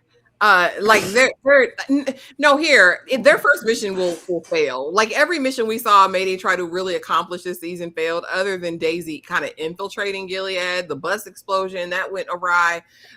These three, especially when she says we're operating outside of Mayday, I'm creating my own teenage girl army. Yeah. We know teenage girls, and we know nothing ever goes according to plan unless we find some help from someone older with a little bit more wisdom. I fear this will be disastrous those first couple episodes. Girl. But no, I'm just excited that they're coming back for a season 2 at least. Word on the street is that their arc is 3 to 5 seasons. Like that's the plan in the writer's room. Like that's the time they need to tell this story. So I just hope we get the renewal. I will say kudos to these young actresses. I think they all did an amazing job. This is some of the best acting we've seen on a TV series in a while, especially from such young people. So kudos to them. And I can't wait. We'll be here with bells on, honey, for season 2, Dom, any predictions? Only bad ones. Like, because these women, they supposed to be teenagers. We stretching my believability of these girls being teenagers. So either I feel like they're gonna try and keep these girls purple for as long as possible. Yeah, I just feel like it. I feel like they selling the show as this is plum school show, and I feel like they're gonna stretch that as long as possible. So I don't think they're gonna get out the school to the end of next season, which is gonna irritate me. But that's my prediction, is that we're still gonna be in the school, even though 2 of the 3 people here got green pens. We're gonna take all next season to find these girls' husbands. That's my prediction. That's unfortunate. That's unfortunate. That's not something that I want to see. Yeah, I think we're going to have operation failures a lot of the time. The way that Agnes was in the center, I said, oh, okay. So everybody's just exactly, where they need to be now. I know that there's still a long way to go as far as us experiencing what it really, because we're still uncovering things the way we, felt comfortable enough. Because I know Commander Weston, he's a good man. He's going to help me. He's going to care. Like there's still that air of delusion. Well, Gilead told me, or even her running interference with Aunt Lydia, my mother, June, the criminal. We're still there. She'll be right back, I'm sure. Just a momentary, Yeah. There it goes. Yeah, we'll see. I'm not gonna repeat what I said. It was profound. Moving on to the end.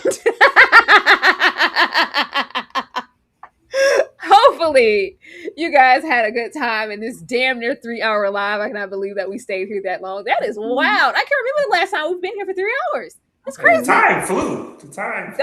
Don't ever say that we didn't break down the show. Okay, we did. We gave you. We left it all on stage. Ashley, anything you want to share with the people before we get out of here? Yes. Okay. Interview with a Vampire, binge session, watch party tomorrow, Sunday. We're watching seasons 1 and seasons 2. I hope maybe we can get more through with more than season 1 tomorrow. We will see, but it starts 11 a.m. Eastern Standard Time. We will be streaming in the Discord as well as on YouTube. You'll be able to see our live reactions. So get your snacks, get your libations, get all of the things. This is going to be a fun time, honey, going back down into them Louis streets. I cannot wait to see. This is all in preparation for the June 7th premiere of the Vampire Lestat. If you're not watching, what are you doing? This is the perfect opportunity to get caught up and fall in love with the show the way the rest of us did. So be sure to join us for that. Dom. Yo, come over to Cinematic Panel TikTok because we talking about everything. Talking about Star Wars. We talking about all kind of stuff.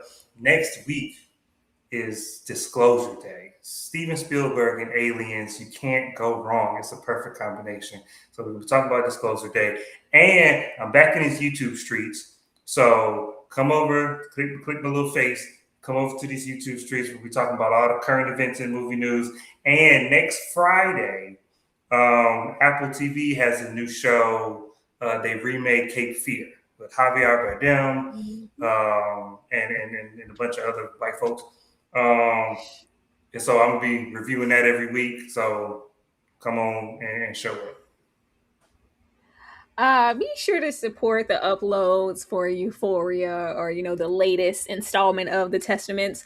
Tomorrow I will be doing my best to get my video up for the season finale of Half Man. I needed a moment, okay? I needed a moment to gather myself. It was so emotional. I was so spent. I just knew I was gonna watch that episode and get it.